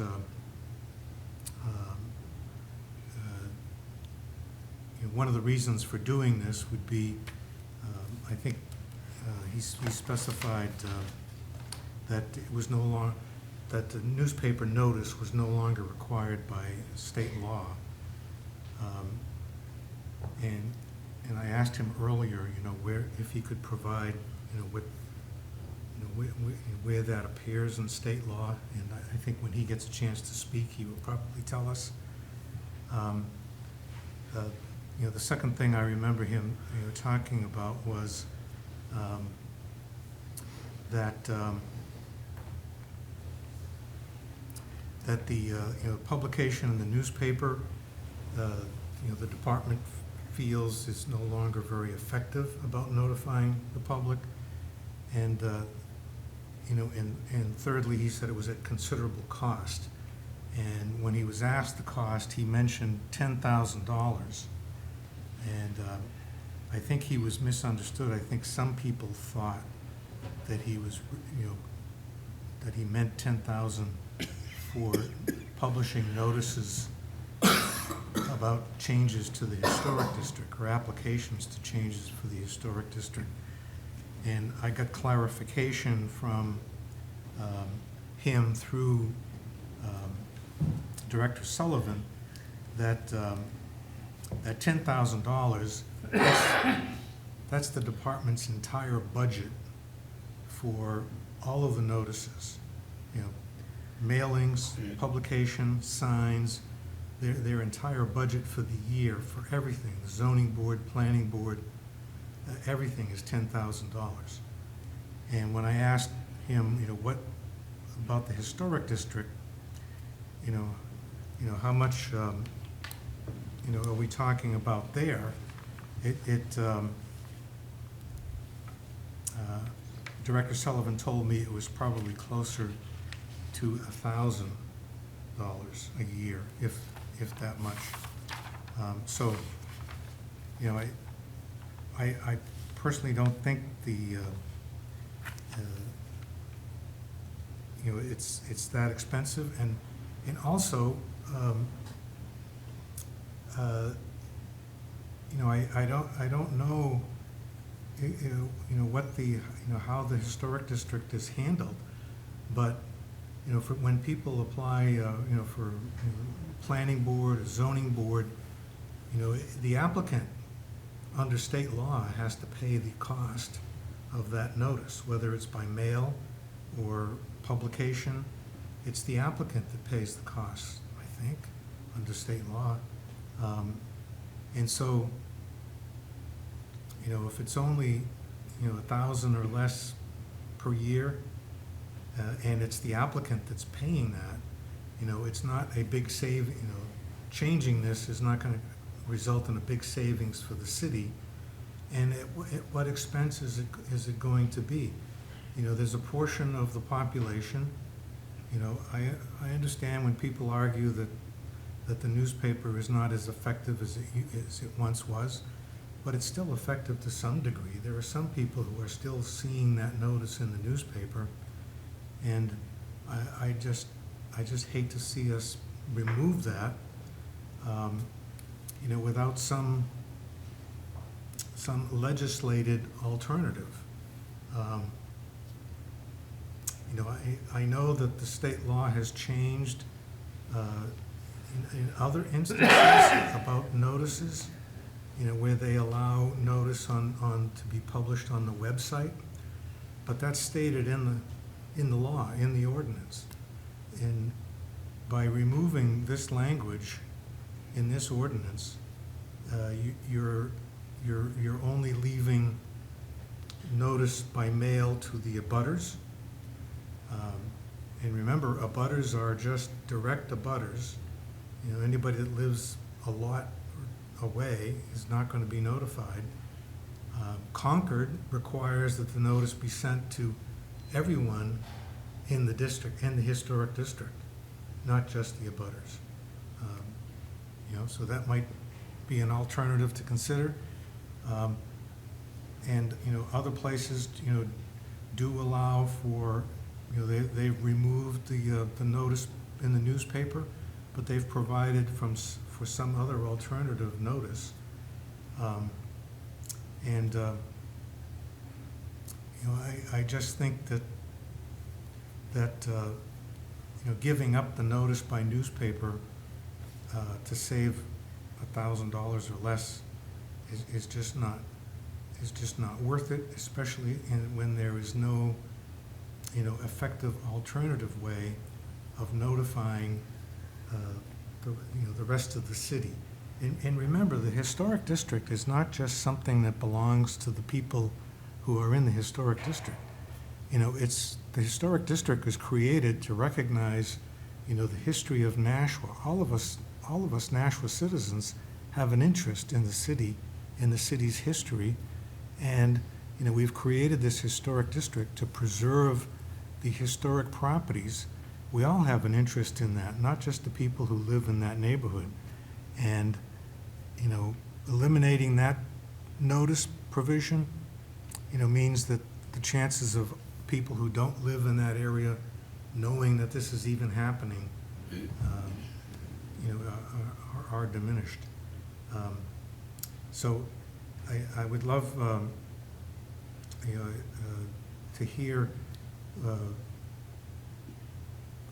I've already asked Mr. Durfee to tell us the law that he's basing this on, that changes the requirement of newspaper notice to something else.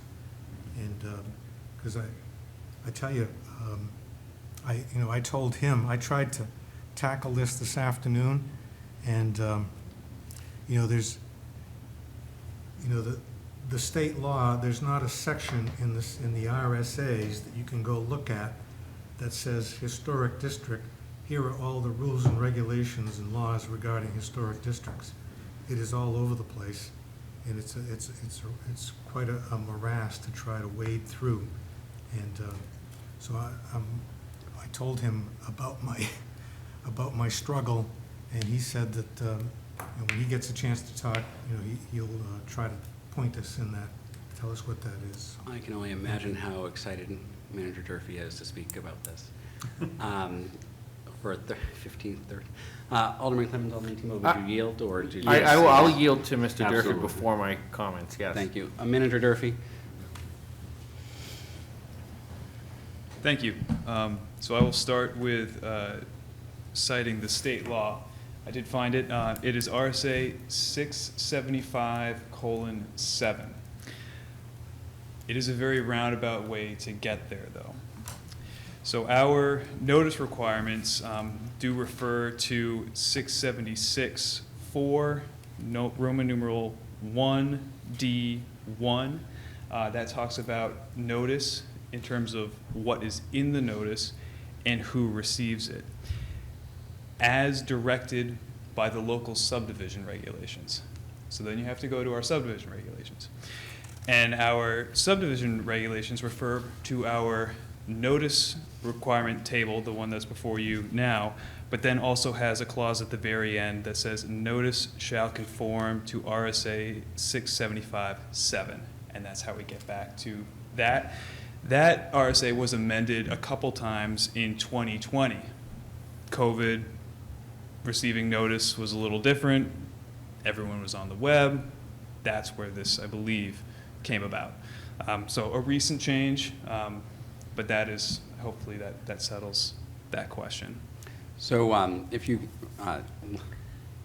layperson, restate, if, as the original legislation was reintroduced by you to us, are we following the law with it without regards to the amendment?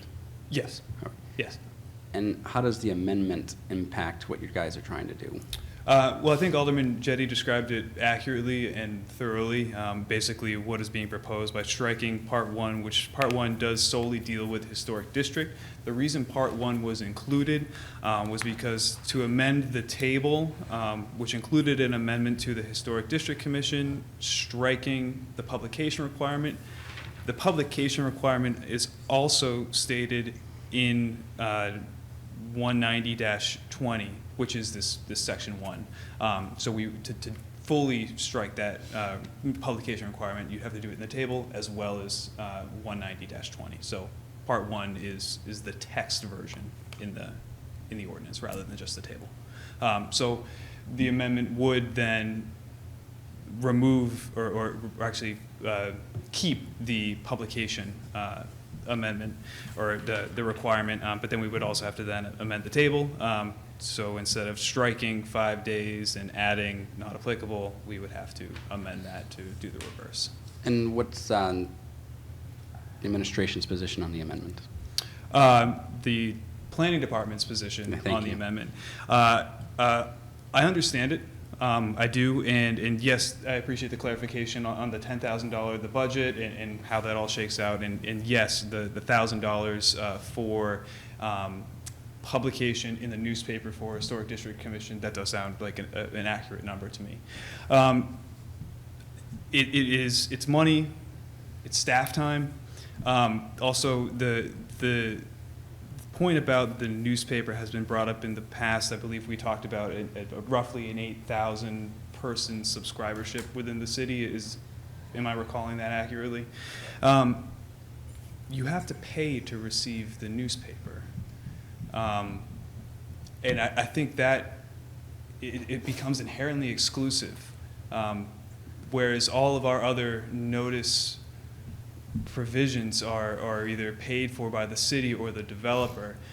This is like, your own personal, I want to get some more information. So that I find that a little odd.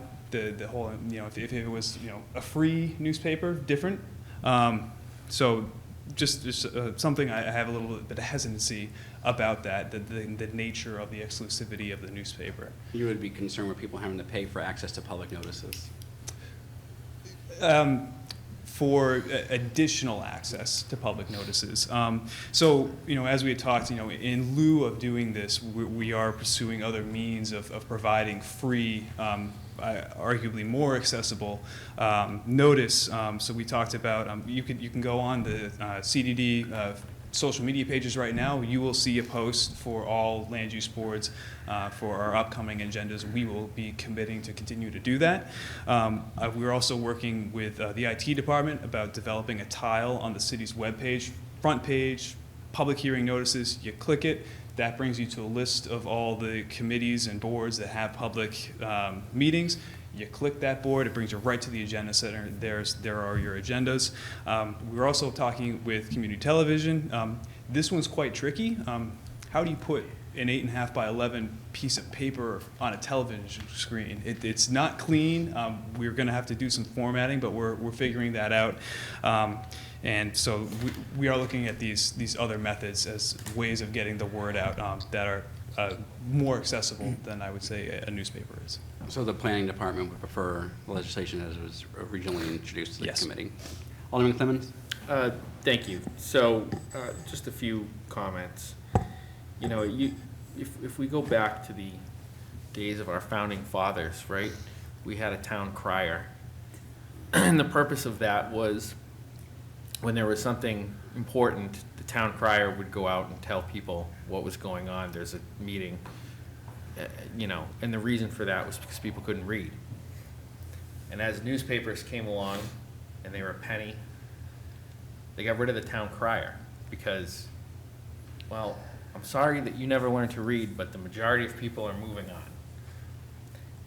Today, the majority of people have access to the internet, or they can come down to where we post these agendas here at City Hall.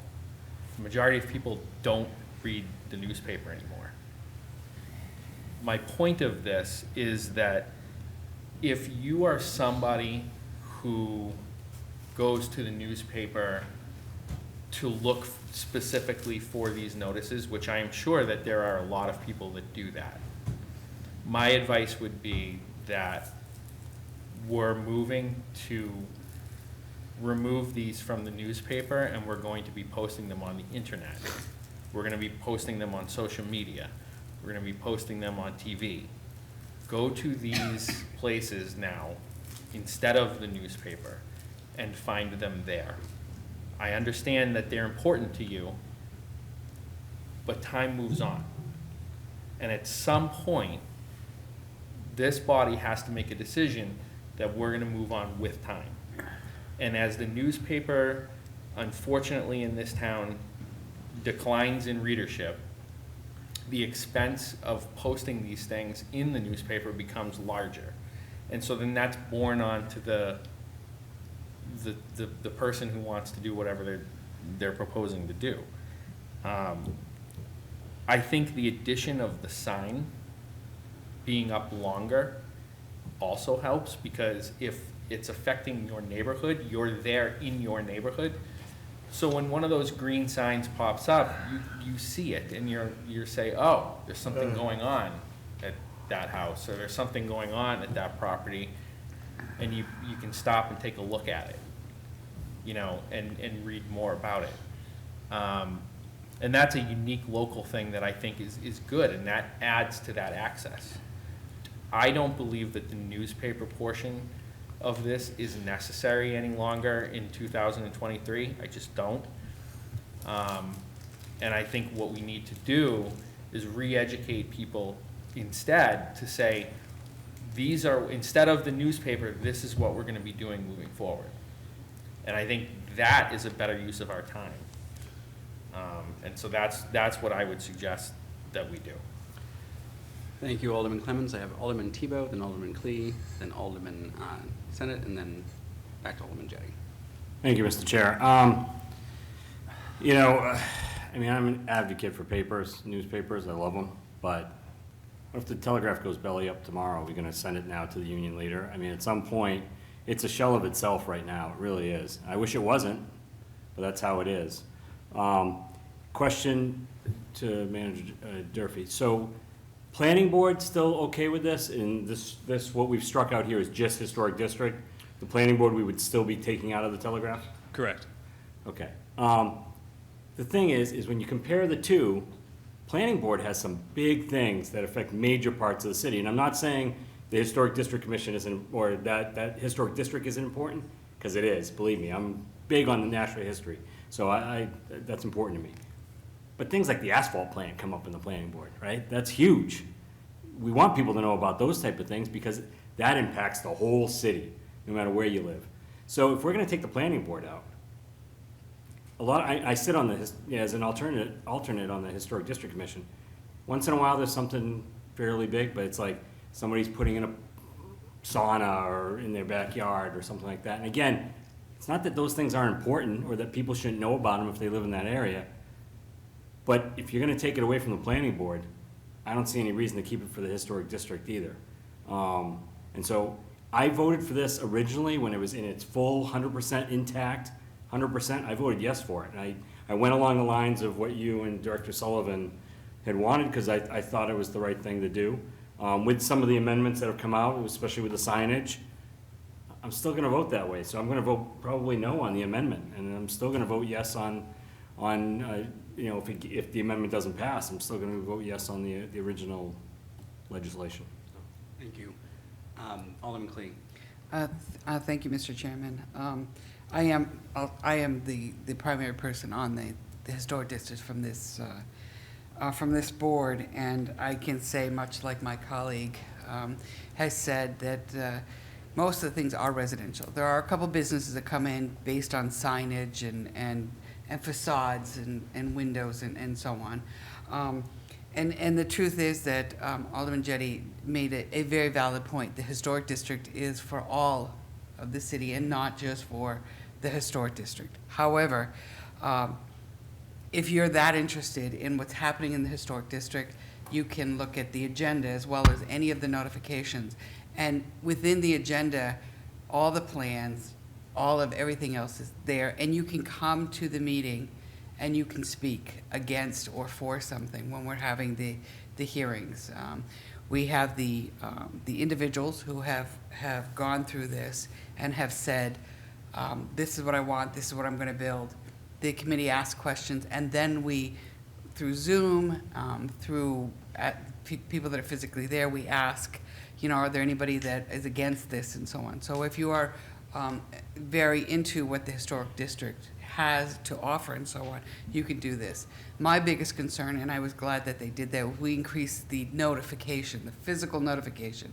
That was important to me because people go on vacations and so on. The biggest impact of anything that happens at the historic district are going to be the neighbors. They moved to the historic district because they believe in the historic district. They want to maintain the historic district. And if a neighbor is putting in a fence that's out of line, a roof line that's out of line, increasing their garage, etc., that directly affects their property value. So while I do agree that the historic district affects the entire city, it primarily affects those that live within the area, especially within the historic district, because they move there for that particular reason. They believe in this and so on. So I would say that not to poo-poo anybody else, but the people to me that are the most important, beyond them being within my ward, are the fact of the neighbors and those that live there. And that's who I want to make sure they get the notifications. It's the physical abutters as well as those that live across the street, am I correct? Yes. Directly across the street from anything on this nature. And the way the historic district is created is you can have multiple abutters, physical, not just side to side, but you can have side to side, back, anything that touches that property. And sometimes it could be a corner. So you could have 5 people that could be notified because they're physical abutters. And the people that live within that area walk within the area. The people that are on the Historic District Commission will bring something to the Historic District Commission saying, we approved this, and they're putting in a different window. They police that area quite well. And I love being on that committee because they are so vested in that. So I don't think we need to do the newspaper. I don't think it reaches enough people. I think if someone is truly interested in the historic district, they can go to the agenda. All the plans are there, all the approvals are there. Maybe not quite to the detail that the planning board would have with all the supplementals and engineering recommendations and so on, but I've had people that have come to the Historic District Commission meetings just so they can actually hear what's going to be done, and then when we ask, is there anybody that's for or against, They don't say anything. They just really wanted to hear whether they're on Zoom or whether they're physically there. So it's only $1,000, but it's also staff time, and I think it's a dead resource, newspapers. As far as paying, when we talk about possibly putting it on CTV, users are paying for cable, so we have to be honest in that respect. They are paying for cable, not necessarily the small group that's paying for the newspaper, but there is still some user fees to it. So I don't want to dismiss that either. And not everybody has cable within the city. More and more people are running away from Comcast, which is why I appreciate the fact that we have the internet access as well. So I get off my soapbox and thank you. Thank you, Alderman Clee. Alderman Senate? Thank you, Mr. Chairman. I don't want to dwell on the newspaper issue, but just for my own enlightenment, through you to Mr. Durfee. Yes, of course. When we talk about a local newspaper, I am assuming that our primary avenue is the Telegraph. Correct. All right.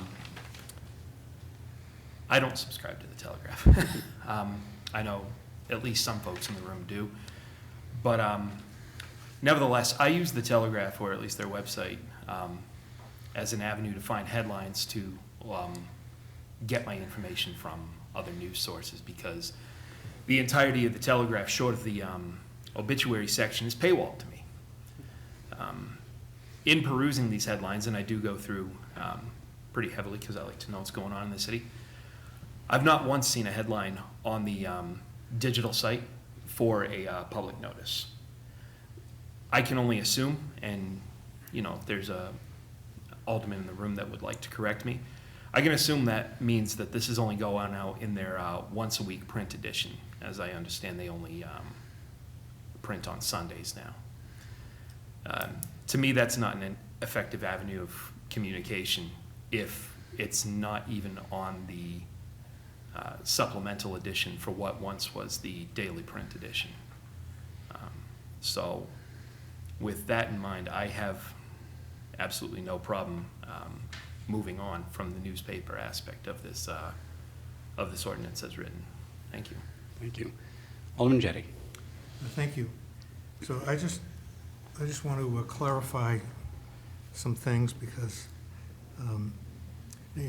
number one, it probably doesn't make much difference to you, but the online Telegraph edition does, that does have access to these notices.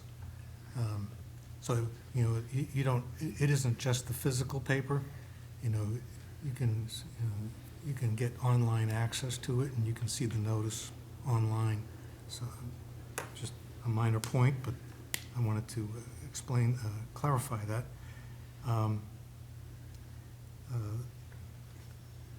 The other thing I wanted to clarify is that when you asked Mr. Durfee, was the planning board okay with this? I think what he meant was that the planning board approved this amended ordinance is being proposed. I don't think he meant that the planning board is not publishing its notices in the newspaper. Is that correct? I'm Manager Durfee. Do you want him to restate the question? So yes, the planning board did provide a favorable recommendation as proposed prior to this new amendment. But the board is also okay with their agendas not being posted in the newspaper. But they're currently being posted. Right, Okay. because that's what has to be done under the current ordinance. The planning board is publishing its agendas in the newspaper currently, Yes, right? as mandated by the current ordinance. Yeah, okay. So I just wanted to make sure you didn't think that the planning board had stopped publishing its agendas in the newspaper. Could be. That's what we're talking about, right? Right, Manager Durfee, you want to clarify the statements between the two aldermen for us? the planning board, the zoning board, and the HDC all currently have to publish their agendas in the newspaper.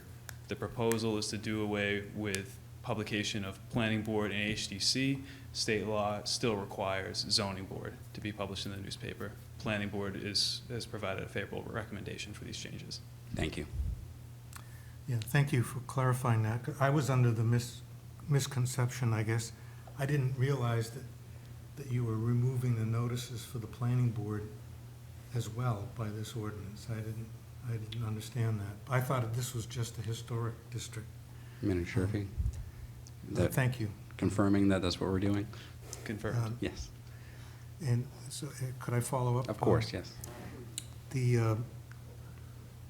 So when you were, you answered my question about where does this come from legislatively, and you pointed out RSA 675:7. I just want to clarify that under that law, paragraph 1A says that notice, shall be published in a newspaper of general circulation. Subparagraph B, which is new, says in lieu of publication in a paper of general circulation, notice may be posted on the municipality's internet website if such exists. If notice is posted on the municipality's website in lieu of publication in a paper of general circulation, the notice shall, 1, appear prominently on the website's homepage, 2, be posted at a time stated in subparagraph A and shall remain on the website until the conclusion of the hearing, and 3, be posted in 2 other public places. So this legislation removes the publication in the newspaper, but does not replace it with publication on the city's website and with these 3 conditions. That's missing from your proposed ordinance. It's Manager Sherfy? something that we already have been doing for a very long time and will continue to do. There's no scenario in which we do not post to the city's webpage. That is common practice among all boards and committees, and that would never not be done. Well, Alderman if I Jennings. can continue? So, the fact that it's not part, it's in the state law, but you're omitting it from the ordinance and saying that that's what your practice is and that's what you do. I said this before, I have no mistrust of you or Mr. Sullivan at all, but, I think that we owe it to our citizens to make sure that, what we are requiring, is in the legislation, is in the ordinance, so that there's no chance that in the future, somebody might not do that. And if you don't do it, what consequence is there for, someone who may be aggrieved by not having received a notice if it's not in the law,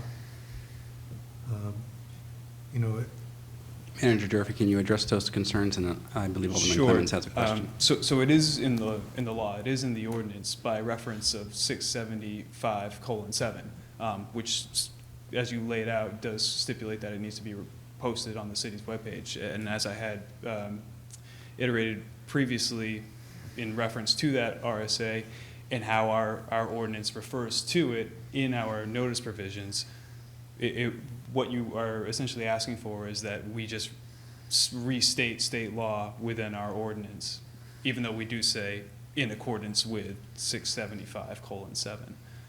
So it's already there. We do reference that state law. We have to comply with it, though not explicitly stated in our notice provisions that it needs to be posted on the web page in a prominent location.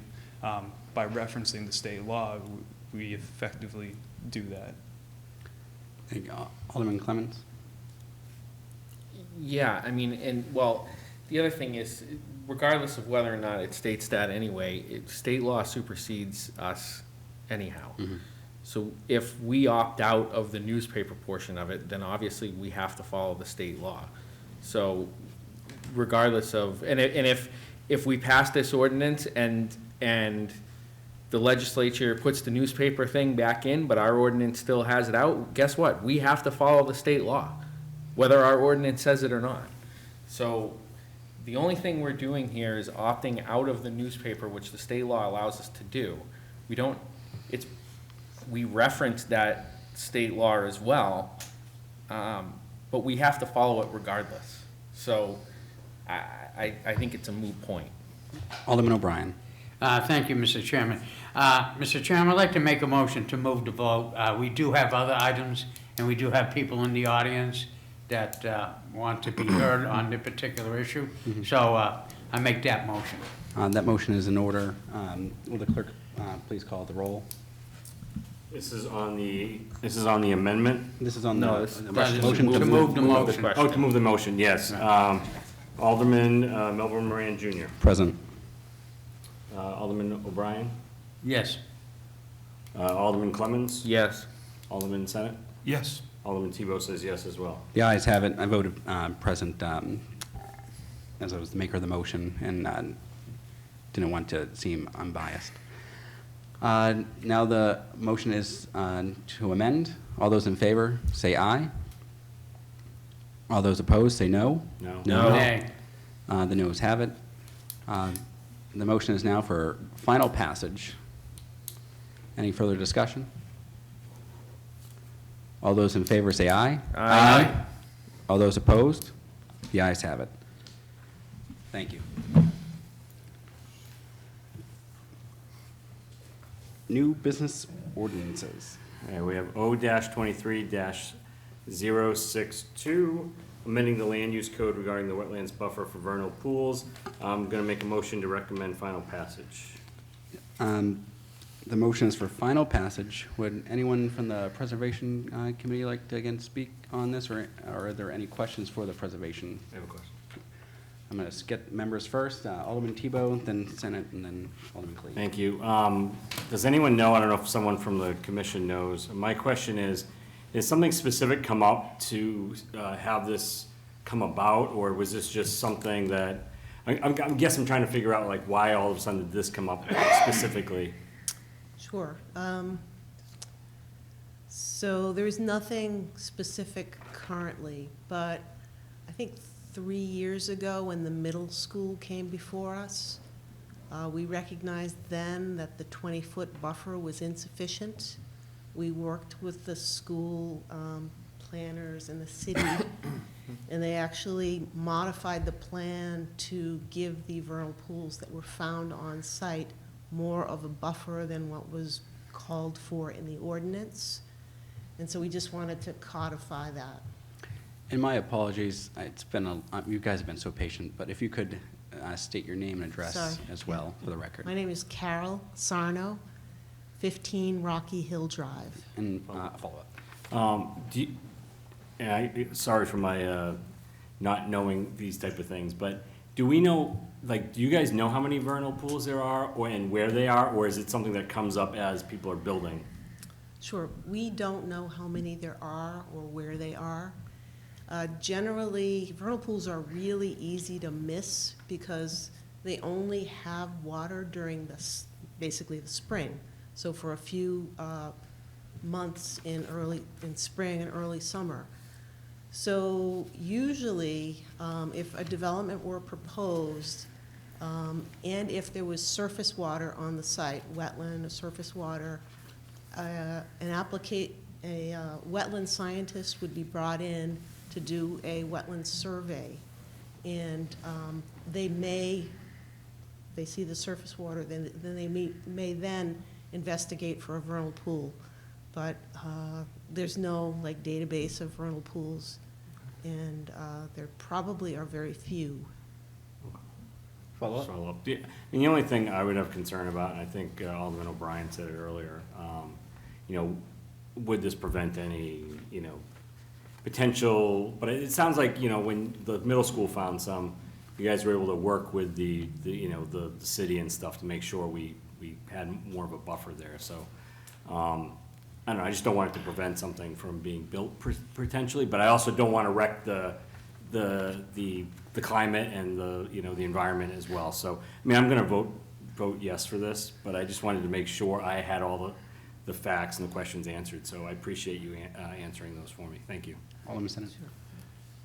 my colleague from Ward 8 took my question, so I'll just simply thank the speaker for an in-depth answer to that question about where they are and how many. Thank you. Alderman Clee.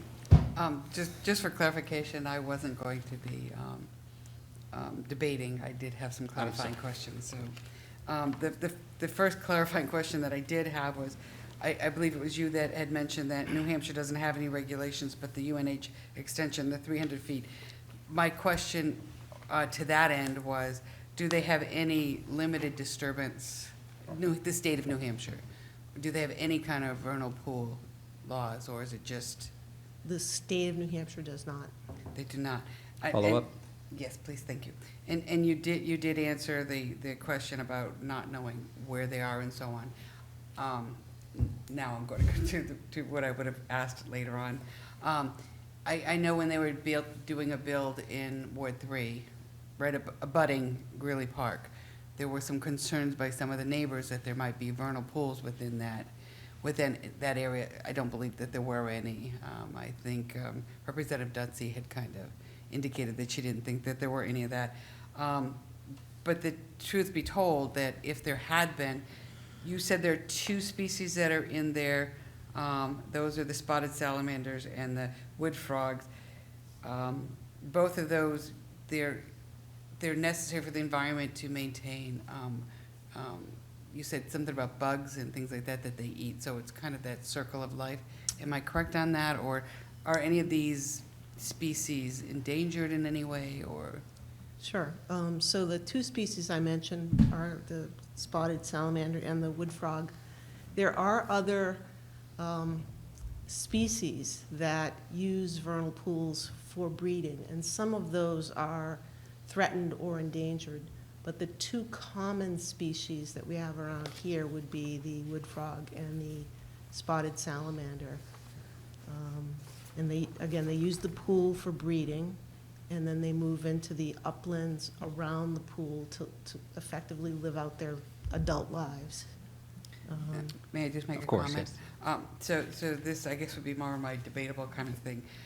While I agree we don't like to stop growth within the city, at the same time, we don't want to kill what makes the city wonderful, in that our wildlife and so on, and it is a circle of life. So I do think we do need to be cautious of these.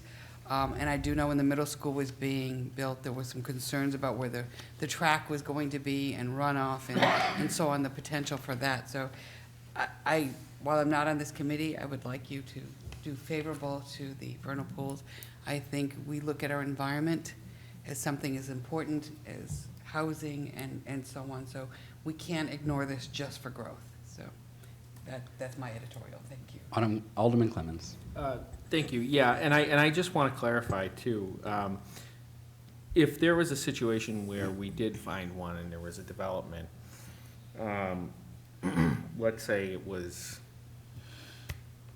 75 feet from it, right? They could go before the zoning board to get a variance. Is that correct?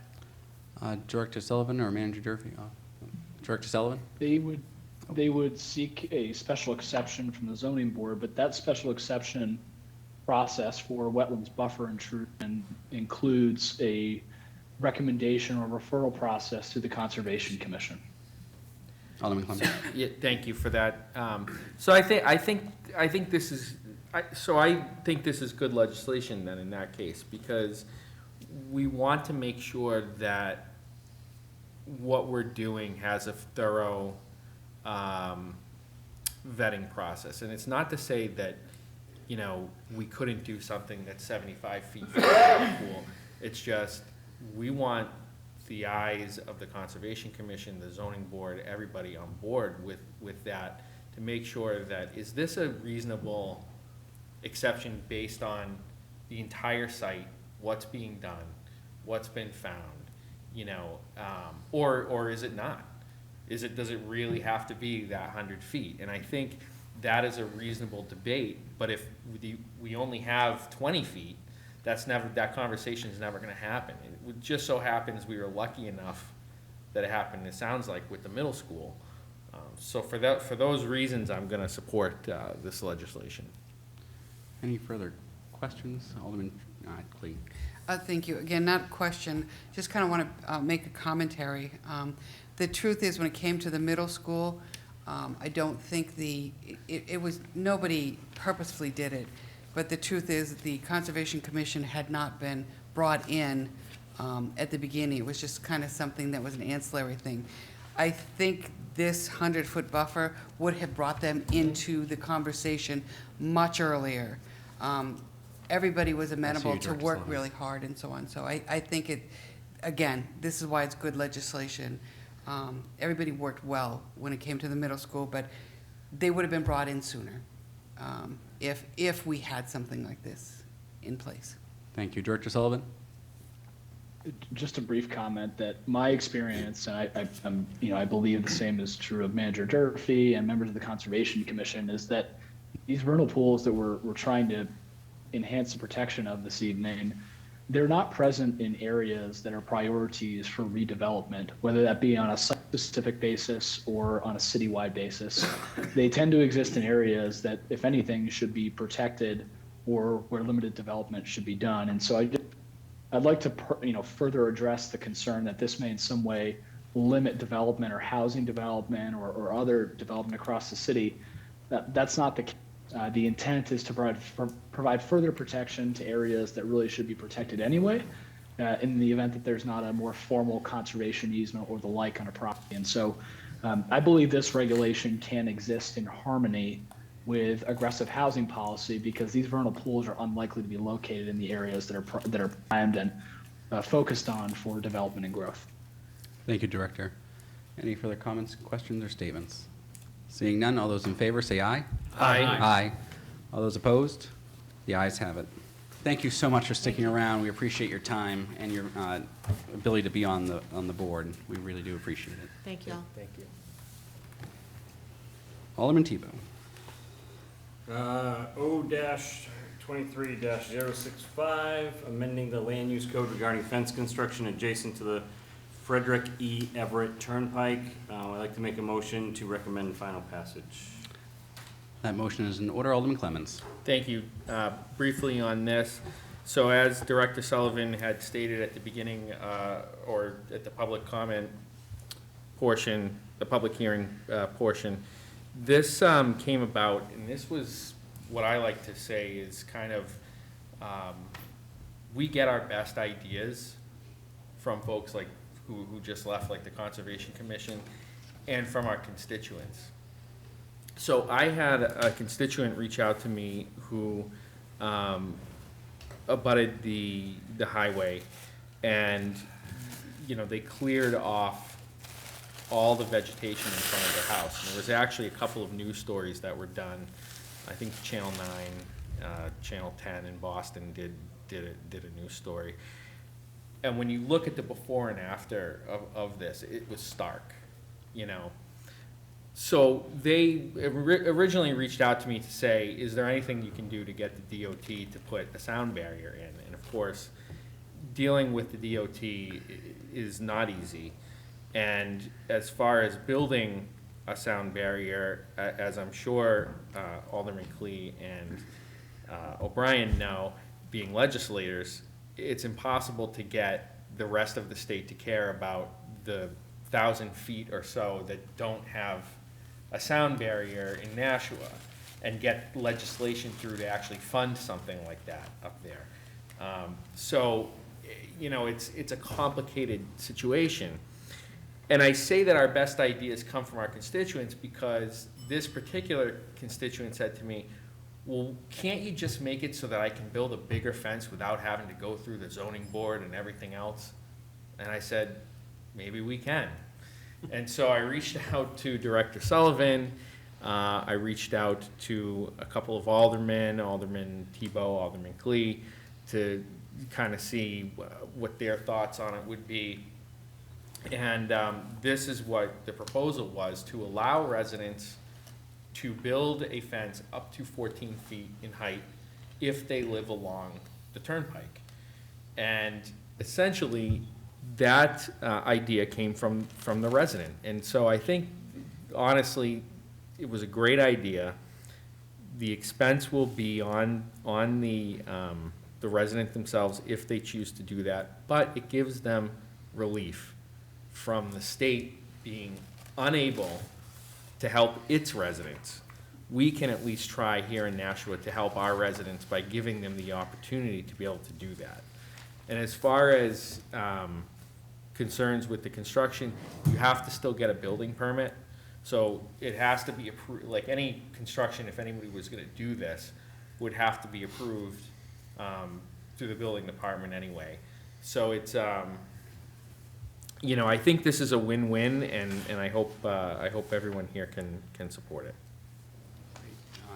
Anyone from the committee? Okay, Alderman Lee. Thank you, Mr. Chairman. When Alderman Clements had contacted me about this, I thought it was a brilliant idea because having been a legislator, as you know yourself, it's nothing is going to fly. Sorry, Mr. Chairman, I realize you were a legislature. It's completely okay. People forget me very easily. The Telegraph, everybody, it's fine. He did one term, so that's why. But the truth is that it is a brilliant idea, and I appreciate the constituent coming forward to you to even pose that question and so on. When it was first brought up, I had asked to have another landmass kind of put there, and my biggest comment about it was that there was no driveway to this. So in other words, it was the highway. The landmass that I had talked about was Henry Burke. So all those backyards that went to Henry Burke, because the state has gone through and slowly cleans up that level of, but then after having talked to Director Sullivan, I had that stricken from the original. Doesn't mean that I'm not going to want to come forward at another time. Let's see how this one goes. I do think there are only two types of property, Henry Burke being one of them, and the Everett Turnpike being the other one, were the backyards. And that's exactly what these are. They're just backyards. We're not talking about the side yards. We're not talking about front to the city street. So other than Henry Burke, when you're driving down a street or you're driving down the Everett Turnpike, that's the only time you're going to see this. I did agree with what Director Sullivan had said. It may not be necessary at this point because it's not quite this heavy traffic. But I can tell you, for someone who lives fairly close to that, every time a Budweiser or that kind of truck is going by there, it sounds loud. And that noise does travel. I would like to see something like this on Henry Burke, but not at this point. But I do think it is necessary. Now, my question is going to be to Director Sullivan, if he's willing to take this question. We talked about that the building code had to be met. We chose 14 feet because of the structural integrity of that. Is that correct? We didn't go to 20 feet or 10 feet. 14 feet would be the amount without having to do some kind of engineering. Is that correct? Just so that I can answer that question to when the public asks it. Director Sullivan? No, that's actually, I don't want to say it's incorrect, but that's not exactly why we chose 14 feet. Okay. 14 feet was chosen because that was the feeling that would be the height necessary to create a clear, obvious, and effective buffer between that active road right-of-way and the residential property.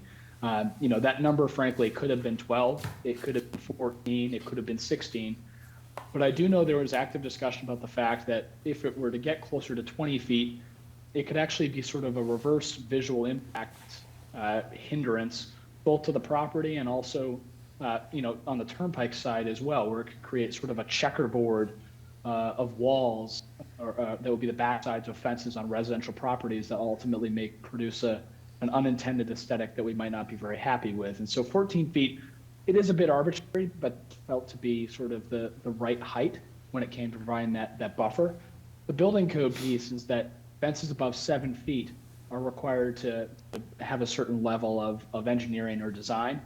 Anything below that is not required to have that. That's the distinction at that 7-foot level that's included in the code amendment. Thank you. That answered my question. I appreciate it. Thank you, Director Sullivan. Any, Alderman Clemmons, you had your hand up.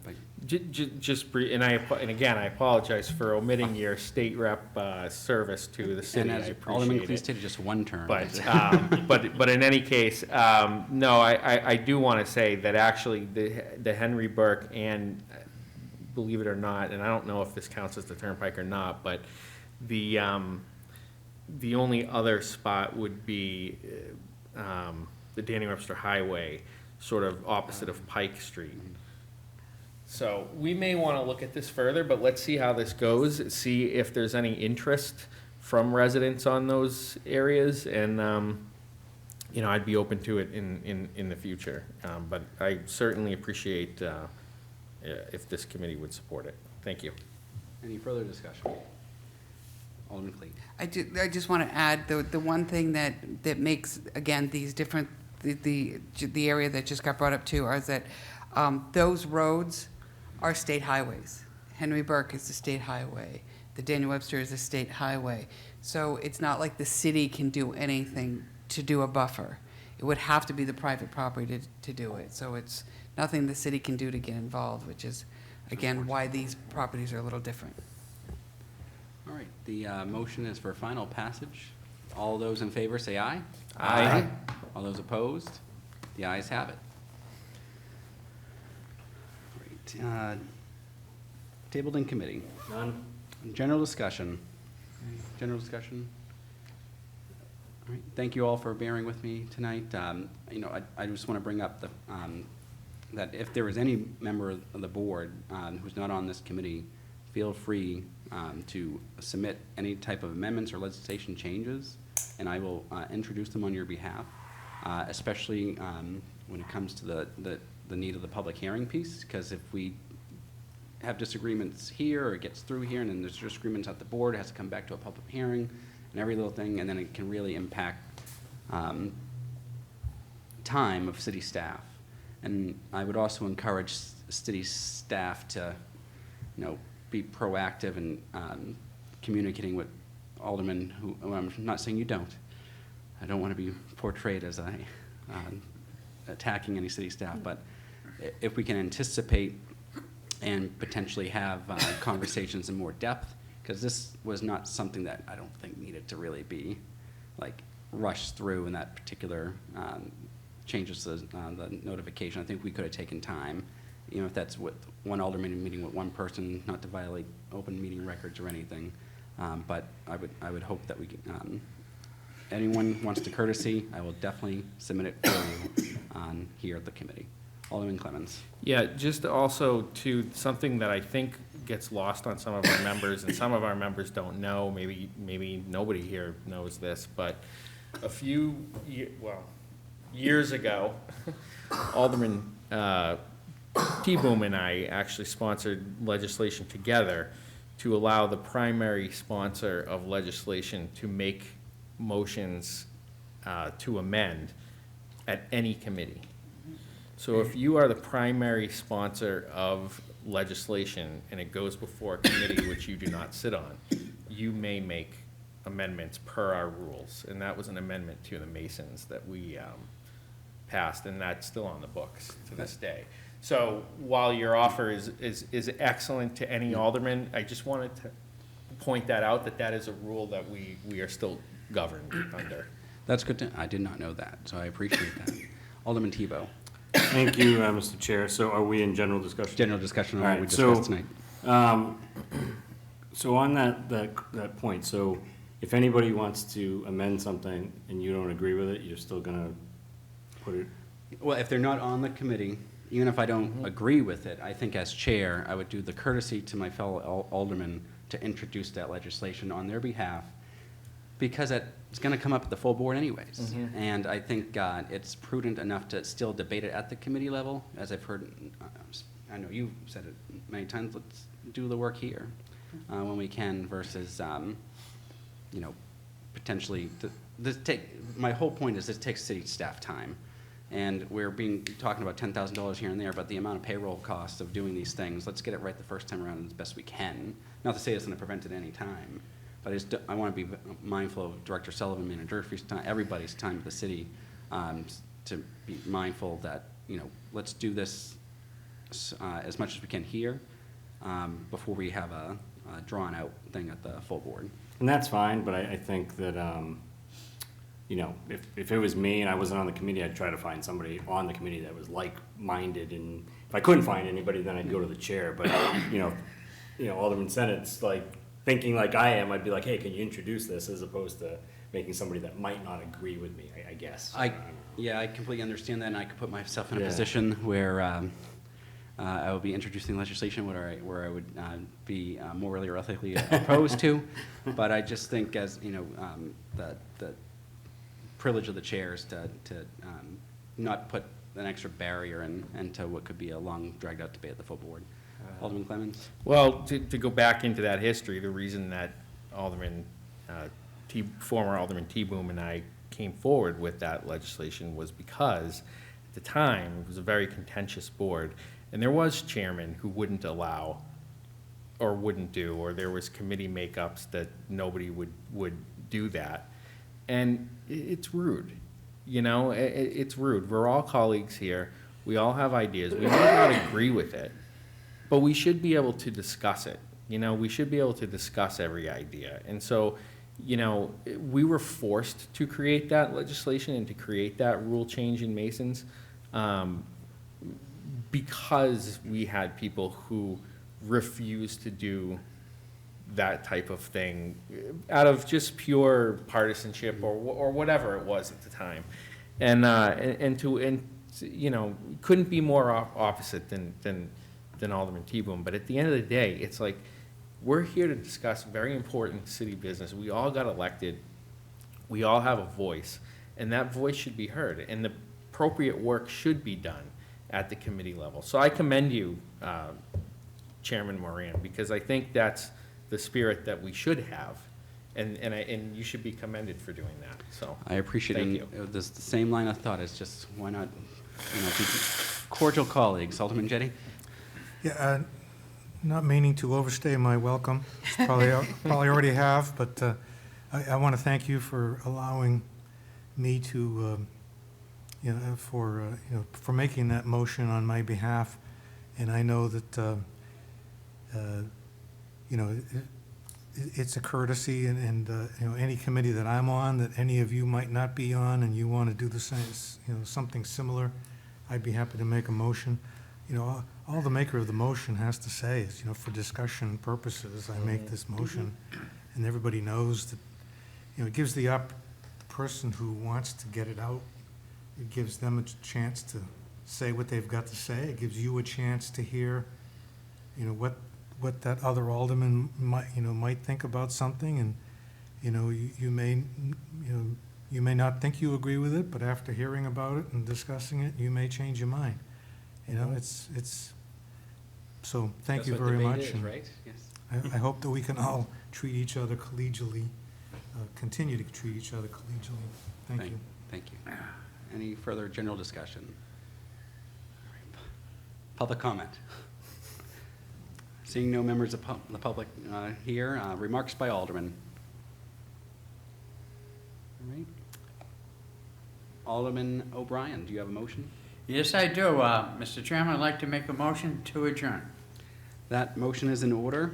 All those in favor for adjournment, say aye. Aye. Aye. All those opposed? The ayes have it. We're adjourned at 9:27 p.m.